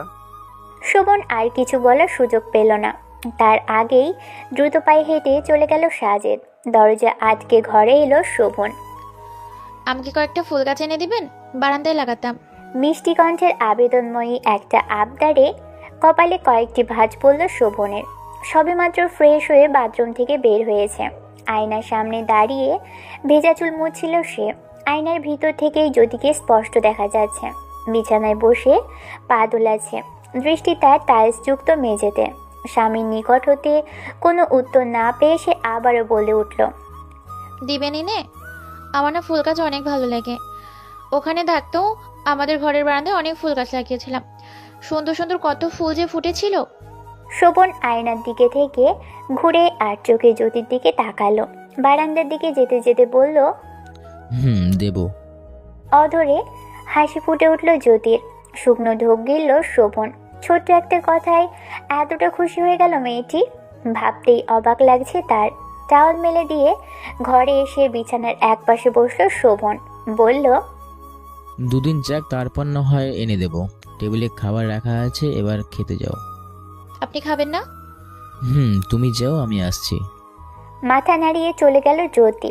প্রথমে অনলাইনে খাবার অর্ডার দেওয়ার কথা ভেবেছিল শোভন, কিন্তু খাবার আসতে দেরি হবে ভেবে সিদ্ধান্ত বদলে নিজেই বেরিয়ে পড়ল খাবার আনতে। পাশের মোড়েই বেশ বড় একটা হোটেল আছে। দুটো প্লেটে খাবার বেড়ে চেয়ার টেনে বসলো জ্যোতি। শোভনও চলে এলো টেবিলে। তারপর নীরবে দুজন একসঙ্গে খেয়ে নিল। মুখ ভার করে বিছানায় বসে আছে এলিনা। শার্টের বোতাম খুলতে খুলতে সাকিব প্রশ্ন করল, মুখ এমন অন্ধকার করে রেখেছো কেন? কি হয়েছে? মা কি কিছু বলেছে? এলিনা উত্তর দিল না, নিজের মতো করেই বসে আছে, যেন কোনো কথাই তার কান পর্যন্ত পৌঁছয়নি।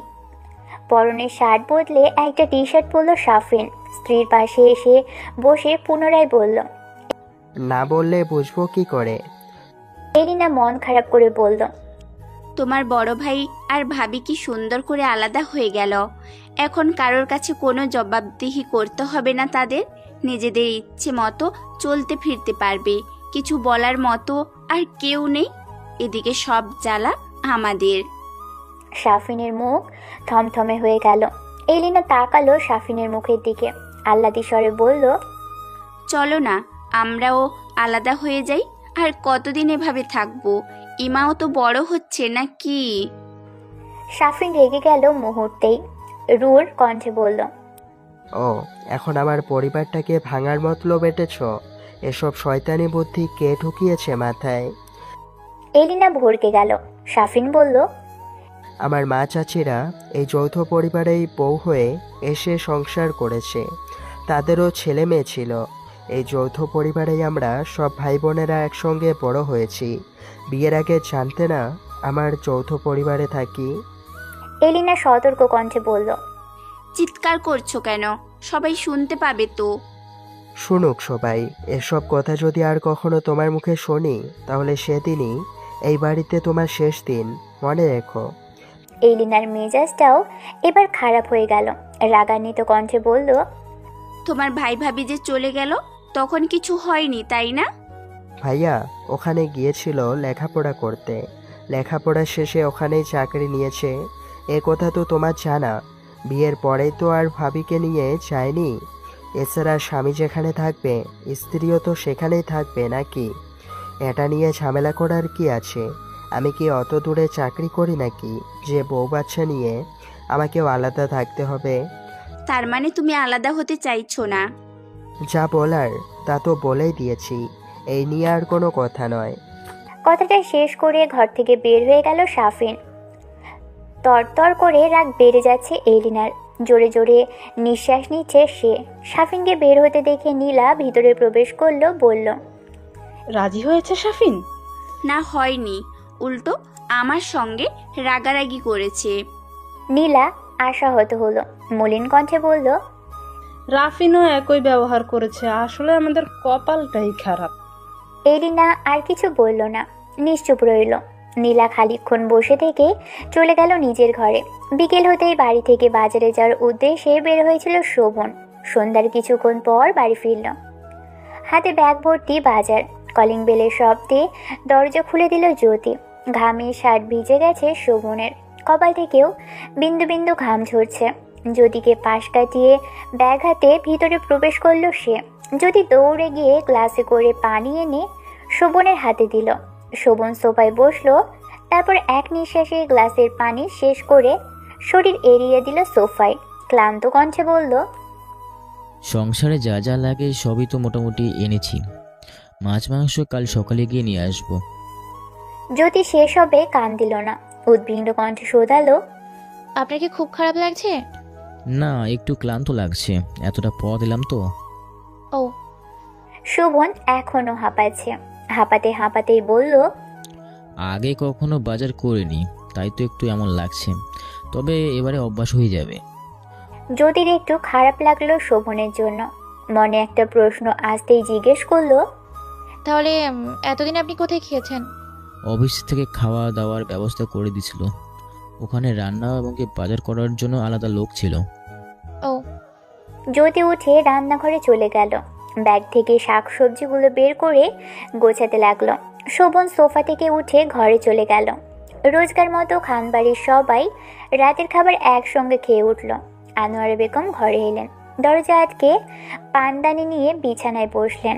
রাউফোন খান ইতস্তত করে স্ত্রীর উদ্দেশ্যে বললেন, ওদের খাবার নিচ্ছিলে ঠিক মতো পৌঁছেছে তো?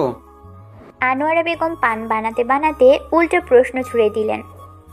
কাদের কথা বলছো?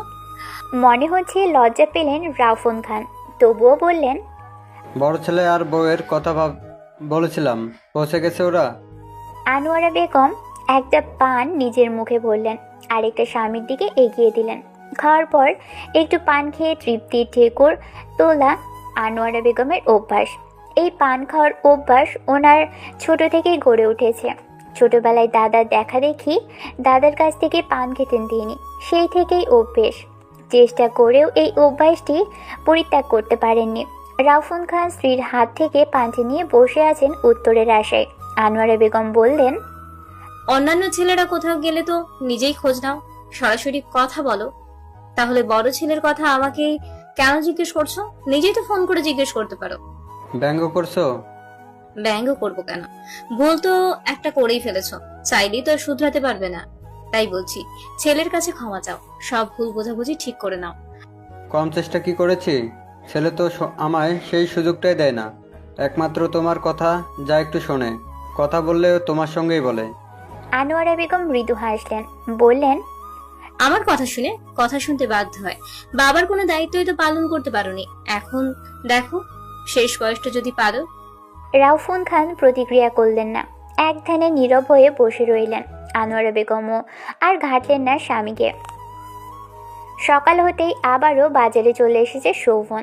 মাছের আড়তে তাজা তাজা সব মাছ, চারিদিকে অনেক ভিড়। হাটের জায়গাটা পর্যন্ত নেই, বিশ্রী একটা গন্ধ। নাকি রুমাল চেপে ধরল শোভন। ধীরে ধীরে পা ফেলে সামনের দিকে এগোচ্ছে সে। একটা দোকানের দিকে এগিয়ে গেল। শোভনকে দেখতেই দোকানে বিভিন্ন মাছের দিকে আঙুল তাক করে বলতে লাগলেন, কোনটা নেবেন ভাই? সব তাজা তাজা মাছ, একটু আগেই ধরে আনা হয়েছে। ছোট বড় নানা ধরনের মাছ রয়েছে। কোনটা নেবে ভাবতে লাগলো শোভন। আচ্ছা, জ্যোতির কোন মাছটা পছন্দ আর কোনটাই বা অপছন্দ? প্রশ্নের কোনো উত্তর নেই শোভনের কাছে। নিজেকে ইচ্ছে করছে বেশ কয়েকটা গালি দিতে। মনে মনে আফসোস করে বলল। ভাবতে ভাবতেই মাথায় একটা বুদ্ধি এলো। পকেট থেকে মোবাইল বের করলো জ্যোতিকে কল দেওয়ার জন্য।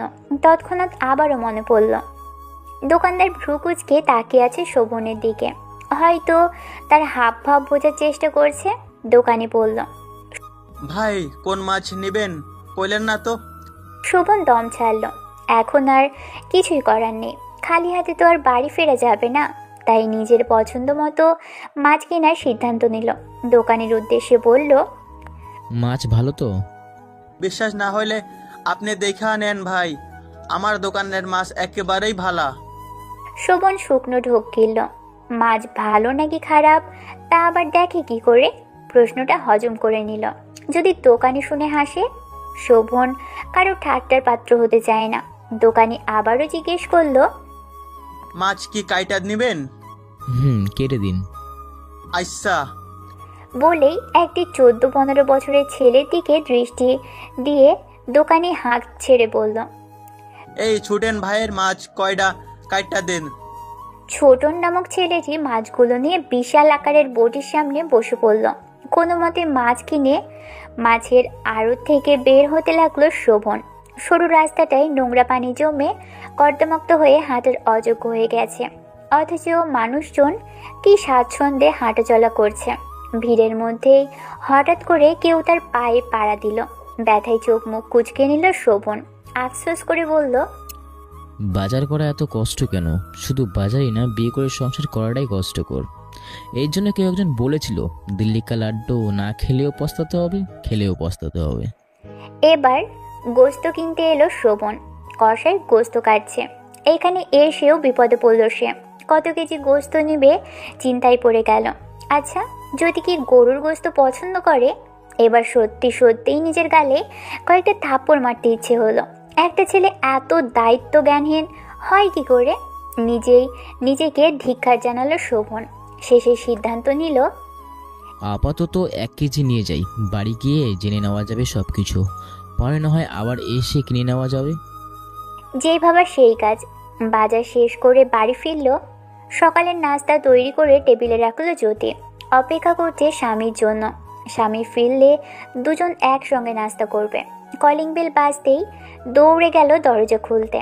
শোভন জ্যোতির হাতে ব্যাগ দিয়ে বলল, মাছ মাংসর ব্যাগ সব ভিতরে আছে, মাছ কেটে এনেছি। জ্যোতি ব্যাগ নিয়ে রান্নাঘরে যেতে যেতে বলল, টেবিলে খাবার রাখা আছে, খেয়ে নিন। শোভন গিয়ে চেয়ার টেনে বসলো। জ্যোতিও চলে এলো। খাওয়া শেষে উঠে গেল শোভন। তারপর ঘরে গেল অফিসে যাওয়ার জন্য তৈরি হতে। ব্যাগ থেকে একে একে সব বের করে মেঝেতে রেখেছে জ্যোতি। নতুন এক ভাবনার উদয় হলো। এতগুলো মাছ কি করবে, কোথায় রাখবে, সেই ভাবনায় মুশকুল হয়ে আছে। শেষে উঠে দাঁড়ালো, ঘরে চলে এলো। আয়নার সামনে দাঁড়িয়ে শার্টের বোতাম লাগাচ্ছে শোভন।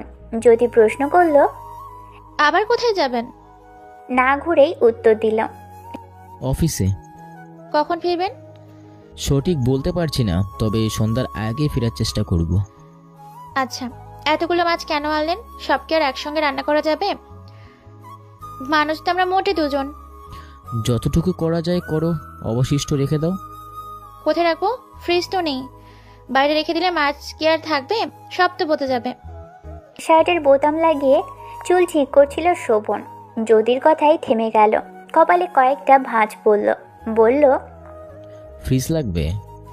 ফ্রিজ ছাড়া তো আর মাছ রাখা যাবে না। আজকের দিনটা কোনোভাবে ম্যানেজ করে নাও, আমি দেখছি কি করা যায়। ফ্রিজের দরকার নেই, অল্প অল্প করে পরিমাণ মতো বাজার করলেই তো সমস্যার সমাধান হয়ে যাবে।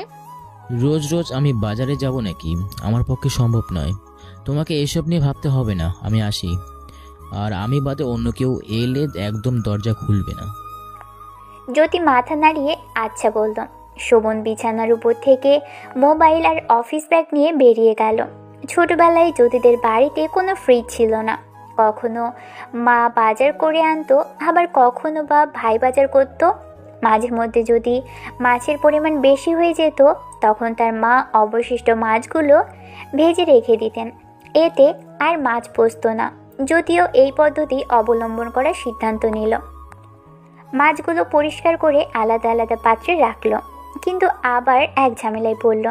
চিংড়ি মাছ আবার কীভাবে ভেজে সংরক্ষণ করে? ভাবনার মধ্যেই হুট করেই কলিং বেল বেজে উঠল। ভ্রু কুঁচকে গেল জ্যোতির। এখন আবার কে এলো? দরজার কাছে গিয়ে লুকিং হলে ডান চোখ রেখে বাইরে কে আছে দেখার চেষ্টা করলো। অপরিচিত একজন মহিলা দাঁড়িয়ে আছেন।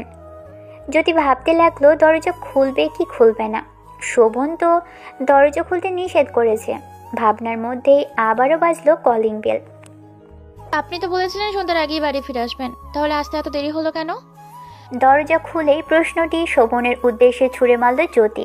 শোভন ভ্রু কুঁচকে তাকিয়ে রইল স্ত্রীর দিকে।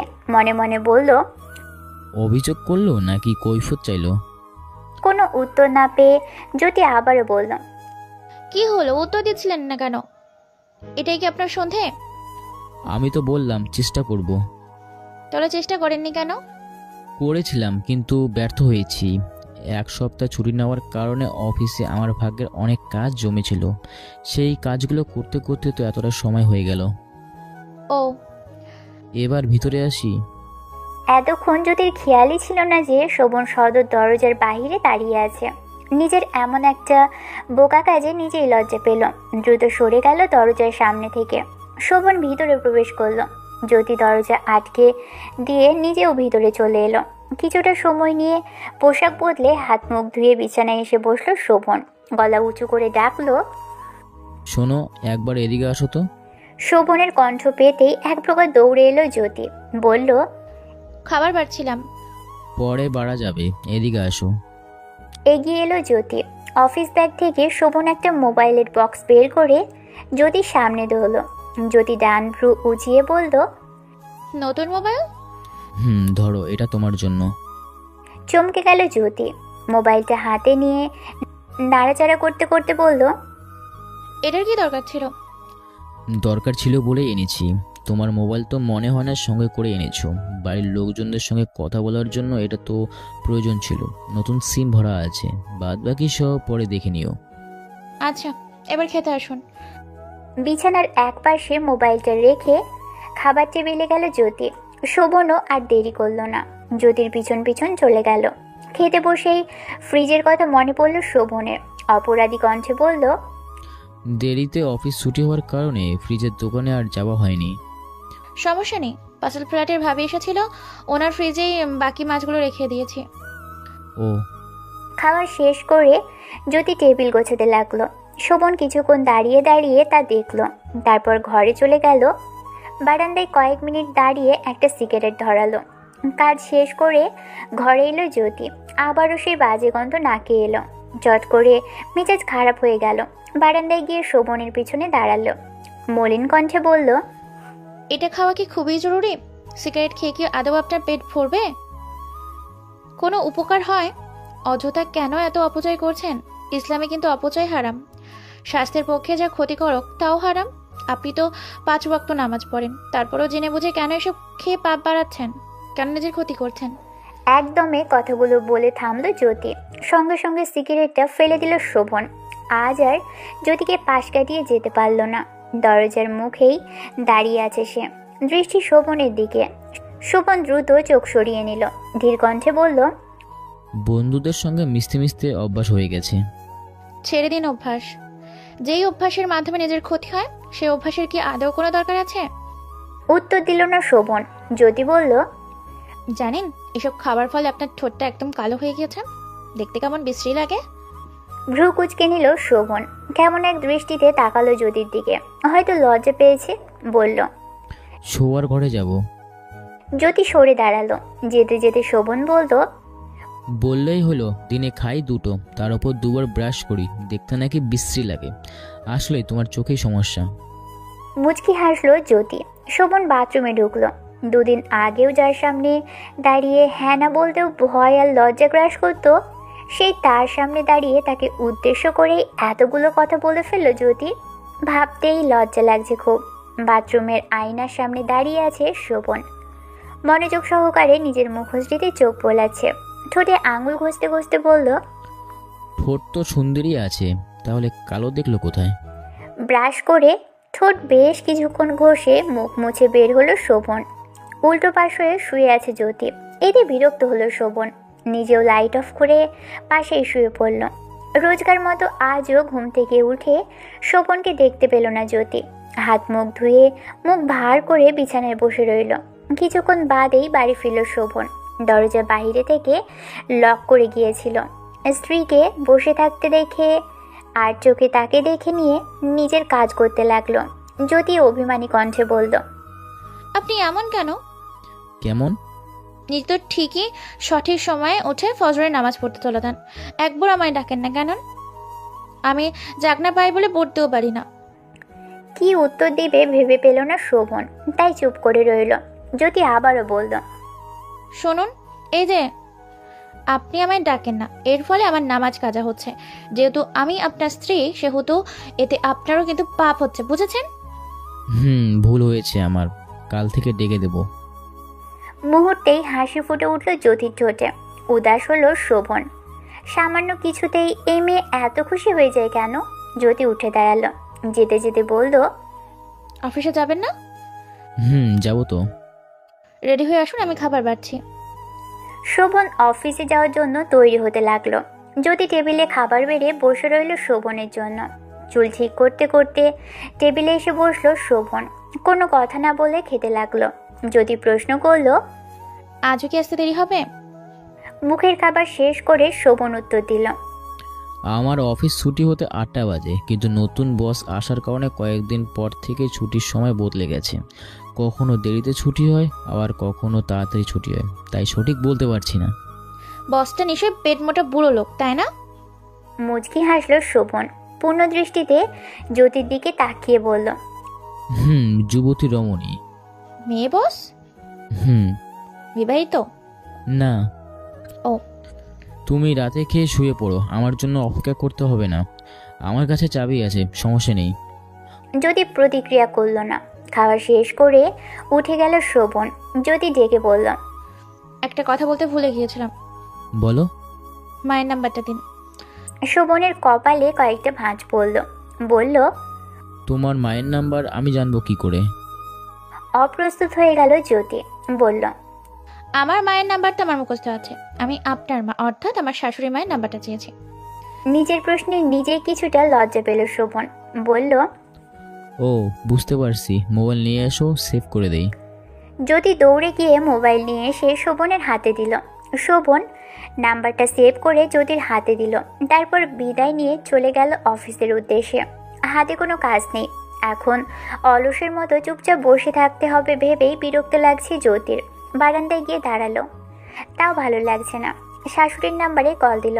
আনোয়ারা বেগম হল ঘরে বসে বিলকিস খাতুনের সঙ্গে গল্প করছেন। রেশমি মোবাইল হাতে দৌড়ে এলো, বলল, তোমার ফোন বাজছে মা। আনোয়ারা বেগম ভ্রু কুঁচকে শোধালেন, কে ফোন করেছে? আননোন নাম্বার মা। দে দেখি। রেশমির কল রিসিভ করে মোবাইলটা মায়ের হাতে দিল। আনোয়ারা বেগম মোবাইলটা কানে ধরে কিছু বলার আগেই অপর পাশ থেকে জ্যোতি উৎসাহিত কণ্ঠে বলল, আসসালামু আলাইকুম মা, কেমন আছেন? পরিচিত কণ্ঠস্বর শুনে ঠোঁটের কোণে হাসি ফুটে উঠল আনোয়ারা বেগমের। বসা থেকে উঠে স্থানটি থেকে সরে গেলেন। একটু দূরে গিয়ে দাঁড়িয়ে বললেন, ওয়ালাইকুম আসসালাম। আলহামদুলিল্লাহ ভালো। তা তুমি কেমন আছো? আলহামদুলিল্লাহ মা, বাড়ির সবাই কেমন আছে? সবাই ভালো। শোভন কোথায়? অফিসে গেছে। তা নতুন সংসার কেমন লাগছে? কতদূর সাজানো হয়েছে? ভালো মা, তবে আপনাদের কথা খুব মনে পড়ছে। মনে পড়ার কি আছে, মন দিয়ে সংসার করো। শোভন যখন ছুটি পাবে তখন না হয় চলে আসবে। তা সবকিছু ঠিকঠাক আছে তো? শোভন ঠিক মতো তোমার খেয়াল রাখছে তো?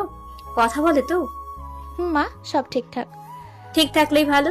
নিজেও স্বামীর খেয়াল রেখো, মনে রেখো স্বামী সংসার দুটোই কিন্তু তোমার, শুধুই তোমার। মা, মনে থাকবে। খানিকক্ষণ কথা বলে কল কেটে দিলেন আনোয়ারা বেগম। আবারও একা জ্যোতি লম্বা হয়ে শুয়ে রইল বিছানায়। কলিং বেল বেজে উঠল। দৌড়ে চলে গেল দরজার সামনে। দরজা খুলতেই ইভাকে দেখতে পেল। হাস্যোজ্জ্বল মুখে দাঁড়িয়ে আছে সে। মেয়েটি বেশ মিশুক, জ্যোতি থেকে সম্ভবত বছর দুয়েকের বড় হবে। ইভা ভিতরে ঢুকতে ঢুকতে বলল, একা একা ভালো লাগে না, তাই আবারও চলে এলাম আপনাকে বিরক্ত করতে। জ্যোতি স্মিত হেসে বলল, আমিও একাই ছিলাম, এসে ভালোই করেছেন। ইভাকে বসতে বলে জ্যোতি চলে গেল রান্নাঘরে চা বানাতে। 2 কাপ চা বানিয়ে নিয়ে এলো। 1 কাপ ইভাকে দিল, আরেক কাপ নিজের হাতে নিয়ে সোফায় বসলো। চায়ের কাপে চুমুক দিয়ে ইভা প্রশ্ন করল, আপনাদের বিয়ে হয়েছে কতদিন হলো? 1 বছর। ও, আমাদের এবার 5 মাসে পড়েছে। জ্যোতি প্রশ্ন করল, কিসের? বিয়ের। হো, তা বাচ্চা কাচ্চার কথা কি ভাবলেন? অপ্রস্তুত হয়ে গেল জ্যোতি। এই প্রশ্নটি সবসময় বিরক্ত লাগে তার কাছে। ইভা হেসে বলল, এমনি জিজ্ঞাসা করলাম, রাগ করবেন না আবার। জ্যোতি কিছু বলল না। ইভা প্রসঙ্গ বদলে অন্য গল্প করতে লাগলো। অফিসের ল্যাপটপের সামনে মনোযোগ সহকারে বসে আছে শোভন। তনিমা আজ একবারও বিরক্ত করেনি তাকে। তবে অবশ্য খেয়াল নেই শোভনের। বিকেল হয়ে গেছে। সব কাজ শেষ করে তনিমার কেবিনে গেল সে। বলল, সব কাজ কমপ্লিট হয়েছে ম্যাম, এবার কি ছুটি দেওয়া যাবে? তনিমা কোনো প্রশ্ন না করেই ছুটি দিয়ে দিল শোভনকে। যাওয়ার জন্য শোভন বের হতেই যাচ্ছিল, তখনই পিছন থেকে ডাক পড়ল, মিস্টার শোভন। শোভন পিছন ঘুরল, উত্তর দিল, ইয়েস। একটি খাম এগিয়ে দিয়ে তনিমা বলল, এই নিন। ভ্রু কুচকে ফেলল শোভন। খামটি হাতে নিয়ে প্রশ্ন করল, কি এটা? তনিমা মৃদু হেসে বলল, আপনি সম্ভবত আমি এখানে জয়েন করার আগে ফ্ল্যাট সম্পর্কিত একটা অ্যাপ্লিকেশন দিয়েছিলেন। আপনার অ্যাপ্লিকেশনটি সাবমিট হয়েছে। শোভনের ভিতরে এক সতেজতা খেলে গেল। কৃতজ্ঞতা প্রকাশ করে বলল, thank you ma'am. Thank you এর দরকার নেই, আপনার ইচ্ছে পূরণ হচ্ছে। কংগ্রাচুলেশন। শোভন তনিমার থেকে বিদায় নিয়ে বেরিয়ে এলো অফিস থেকে। ফ্রিজ কিনে নিয়েই বাড়িতে ফিরল। দরজা খুলে শোভনের সঙ্গে নতুন ফ্রিজ দেখে জ্যোতি বলল, এখনই ফ্রিজের কি দরকার ছিল? পাশের ফ্ল্যাটের বাবির ফ্রিজ তো মাছগুলো রাখছিলাম। এক সময় না এক সময় কিনতেই হতো, অন্য ফ্রিজে আর যাওয়ার দরকার নেই। জ্যোতি কথা বাড়ালো না। শোভন গাড়ি ভাড়া মিটিয়ে দিয়ে ঘরে চলে গেল। যাওয়ার আগে বলল, খুব ক্লান্ত লাগছিল আমার, মাগরিবের আগে ডাক দেবে না? আচ্ছা। ফ্রেশ হয়ে চোখ বন্ধ করে শুয়ে পড়ল শোভন। বালিশে মাথা রাখতেই ঘুমিয়ে গেল। যদিও কোনো বিরক্ত করল না তাকে। মাগরিবের আজান পড়েছে অনেকক্ষণ হলো। নামাজ পড়ে এসে বিছানায় বসলো শোভন। জায়নামাজ ভাঁজ করে শোভনের সামনে এসে দাঁড়ালো জ্যোতি। গোমরা মুখে বলল, ঠিক কবে বলেছিলাম আপনাকে কিছু ফুল গাছ এনে দিতে, অথচ আপনি এখন আমার একটা গাছ এনে দিলেন না। শোভন উদাস হয়ে বলল, মনে ছিল না। আমি বাদে আপনার সব কিছু মনে থাকে। জ্যোতির কথার বিরক্ত হলো সে। বিছানা ছেড়ে উঠে দাঁড়ালো। তারপর আলমারির সামনে চলে গেল। একটা শার্ট বের করে গায়ে জড়িয়ে বোতাম লাগাতে লাগাতে জ্যোতির উদ্দেশ্যে বলল, তোমার হাতে 5 মিনিট সময় আছে, এর মধ্যে দ্রুত রেডি হয়ে এসো। অবাক হলো জ্যোতি। প্রশ্ন করল, এই সময় কোথায় যাব? কেন, তোমার জন্য ফুল গাছ আনতে। ধরিত্রীতে অন্ধকার নেমেছে। সোডিয়ামের আলোয় রাস্তাঘাট স্পষ্টভাবে দেখা যাচ্ছে। রাস্তা দিয়ে ক্ষণে ক্ষণে 2-1টা গাড়ি চলছে। অবশ্য মেইন রাস্তা নয় বলেই গাড়ির সংখ্যা কম। রাস্তার পাশ দিয়ে হাঁটছে দুজন মানব মানবী। হাঁটতে হাঁটতে পা ব্যথা হয়ে গেছে জ্যোতির। ক্লান্ত কণ্ঠে শোধালো, আর কত দূর? শোভন না বোঝার ভান করে উল্টো প্রশ্ন করল, কি? নার্সারি? আমরা তো নার্সারিতে যাচ্ছি না। হাঁটা থামিয়ে দিল জ্যোতি। বিস্মিত হয়ে বলল, তাহলে কোথায় যাচ্ছি? তোমার জন্য গাছ চুরি করতে। শোভনের কথাটা সত্যি ভেবে নিল জ্যোতি। দাঁড়িয়ে রইল পূর্বের স্থানে। শোভন পিছনে ঘুরে ধমকের সুরে বলল, দাঁড়িয়ে আছো কেন এভাবে? তোমার জন্য কি আজ সারা রাত রাস্তা থাকবো? চুরি করা মহাপাপ। আমার গাছ লাগবে না, চলুন বাড়ি ফিরে যাই। এখন এই কথা বললে তো হবে না, গাছ না নিয়ে আজ বাড়ি ফেরা হচ্ছে না। চলো তাড়াতাড়ি। জ্যোতির হাত নিজের হাতের মুঠোয় নিয়ে সামনে হাঁটতে লাগলো শোভন। আরও কিছুক্ষণ হাঁটার পর নার্সারি দেখতে পেল দুইজনে। জ্যোতিকে নিয়ে ভিতরে ঢুকলো শোভন। জ্যোতি বলল, আপনি না বলছিলেন চুরি করতে যাবেন, তাহলে এখানে যে? দীর্ঘশ্বাস ফেলল শোভন।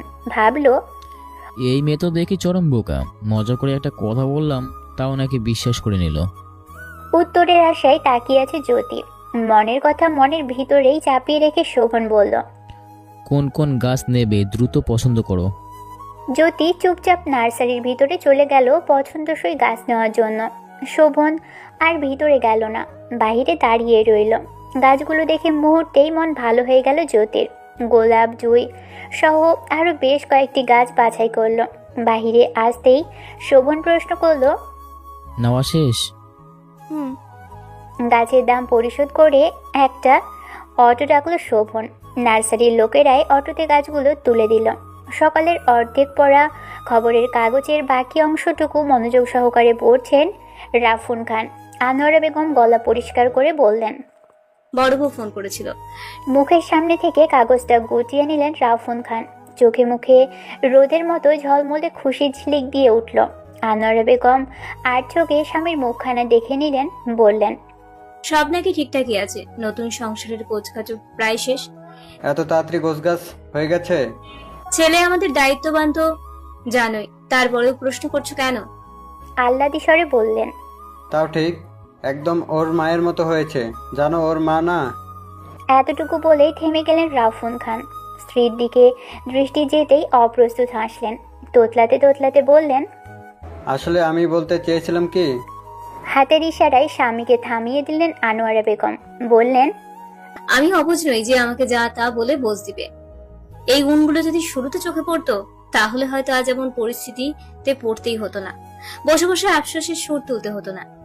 রাফুন খানের মুখ মলিন হয়ে গেল। নিচের দিকে চোখ নামিয়ে নিয়ে বললেন, বারবার অতীতের করা ভুলটা মনে না করিয়ে দিলে কি নয়?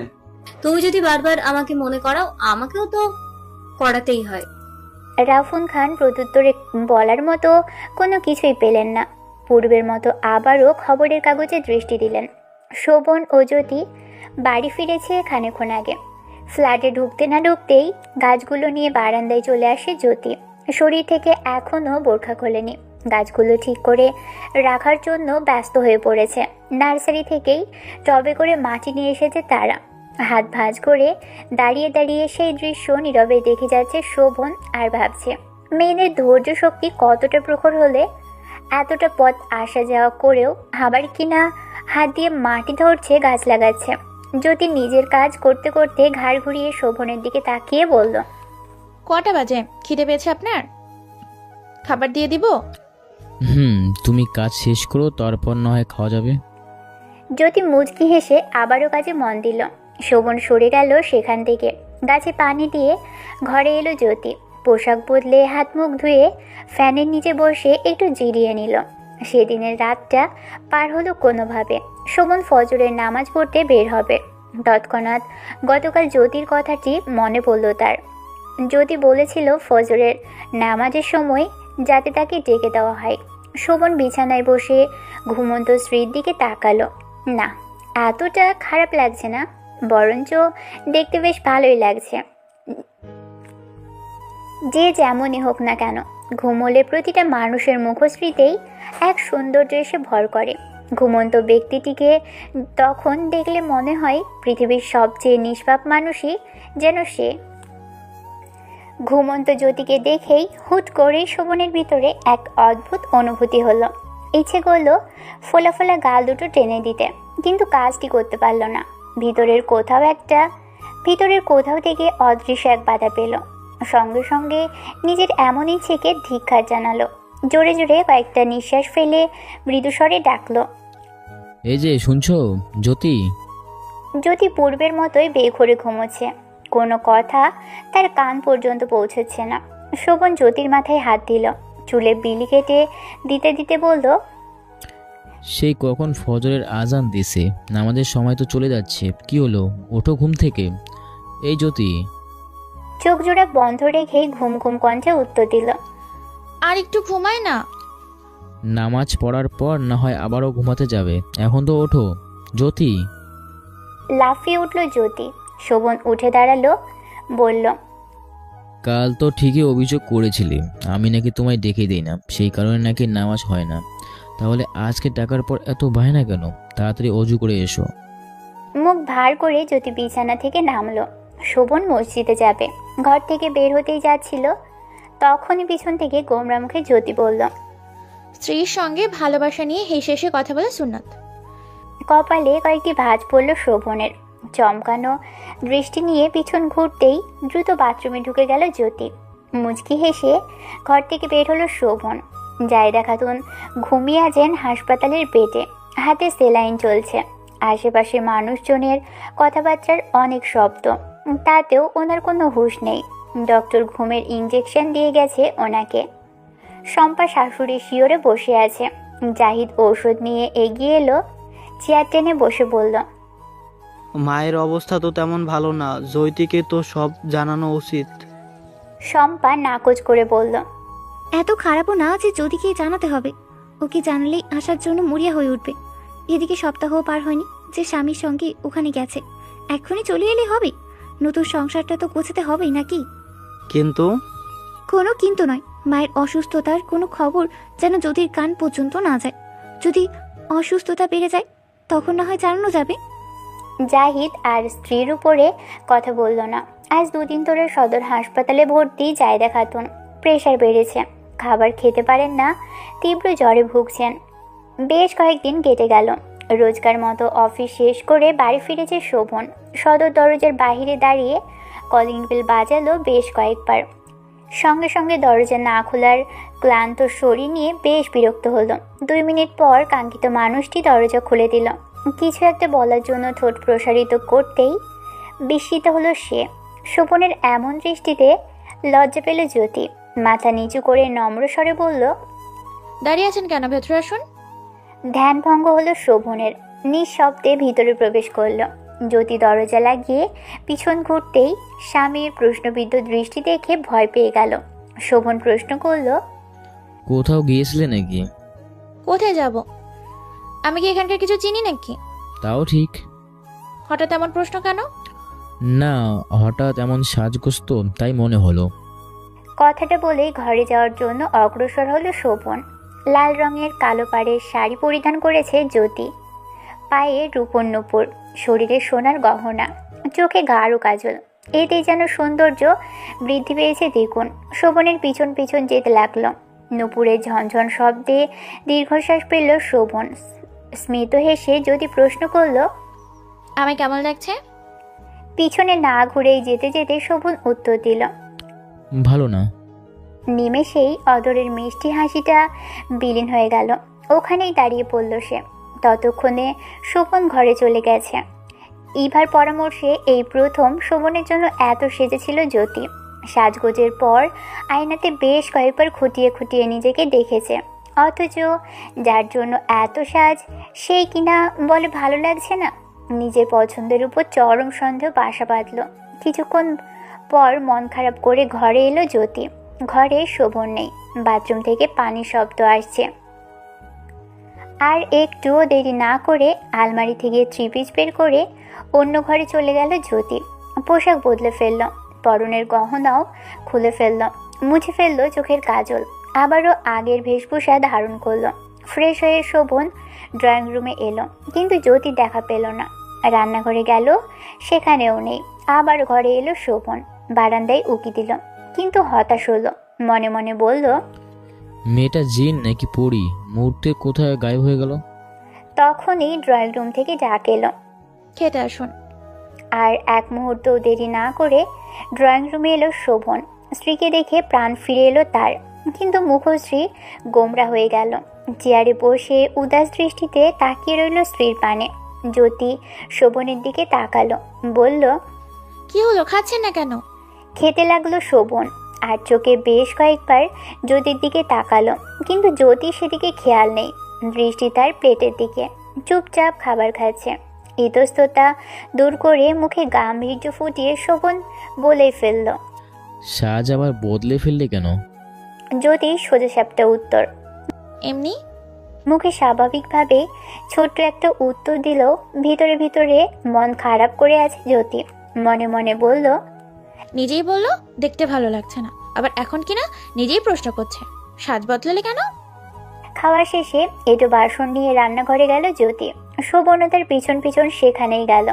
জ্যোতির তাতে ভ্রুক্ষেপ নেই, নিজের কাজ করে যাচ্ছে। প্লেট ধুয়ে শোভনের উদ্দেশ্যে বলল, আপনার রান্নাঘরে কোনো দরকার আছে? না তো, কেন? না, লাইট নেবাতাম। তুমি যাও, আমি নিভিয়ে দেবো। সঙ্গে সঙ্গে ঘরে চলে গেল জ্যোতি। শোভনও লাইট নিভিয়ে ঘরে এলো। ততক্ষণে জ্যোতি এসে শুয়ে পড়েছে। দরজা আটকে কিছুক্ষণ বিছানার দিকে তাকিয়ে দাঁড়িয়ে রইল শোভন। তারপর চলে গেল বারান্দায়। বারান্দায় দুজন বসার মতো একটা দোলনা লাগিয়েছে শোভন, তবে জ্যোতির ইচ্ছে সেখানেই এই মুহূর্তে এসে বসলো। ভিতর থেকে দীর্ঘশ্বাস বেরিয়ে এলো। পকেট থেকে সিগারেটের প্যাকেট বের করলো। সিগারেট ধরানোর সময় হঠাৎ করেই জ্যোতির বলা সেদিনের কথাগুলো মনে পড়ল। আর খেতে ইচ্ছে করলো না সিগারেটটি। বারান্দার এক পাশে ফেলে দিল প্যাকেটটি। চোখ জোড়া বন্ধ করে নিল। বিড়বিড় করে বলল, এই জীবনে কেউ আমায় বুঝলো না, আর বুঝতেও চাইলো না। আমারও যে একটা মন আছে, আমারও তো কষ্ট লাগে। সবাই শুধু নিজেদেরটাই বুঝলো, নিজেদের ইচ্ছেগুলো চাপিয়ে দিল আমার উপর, আর আমি একাই রয়ে গেলাম সবার থেকে দূরে।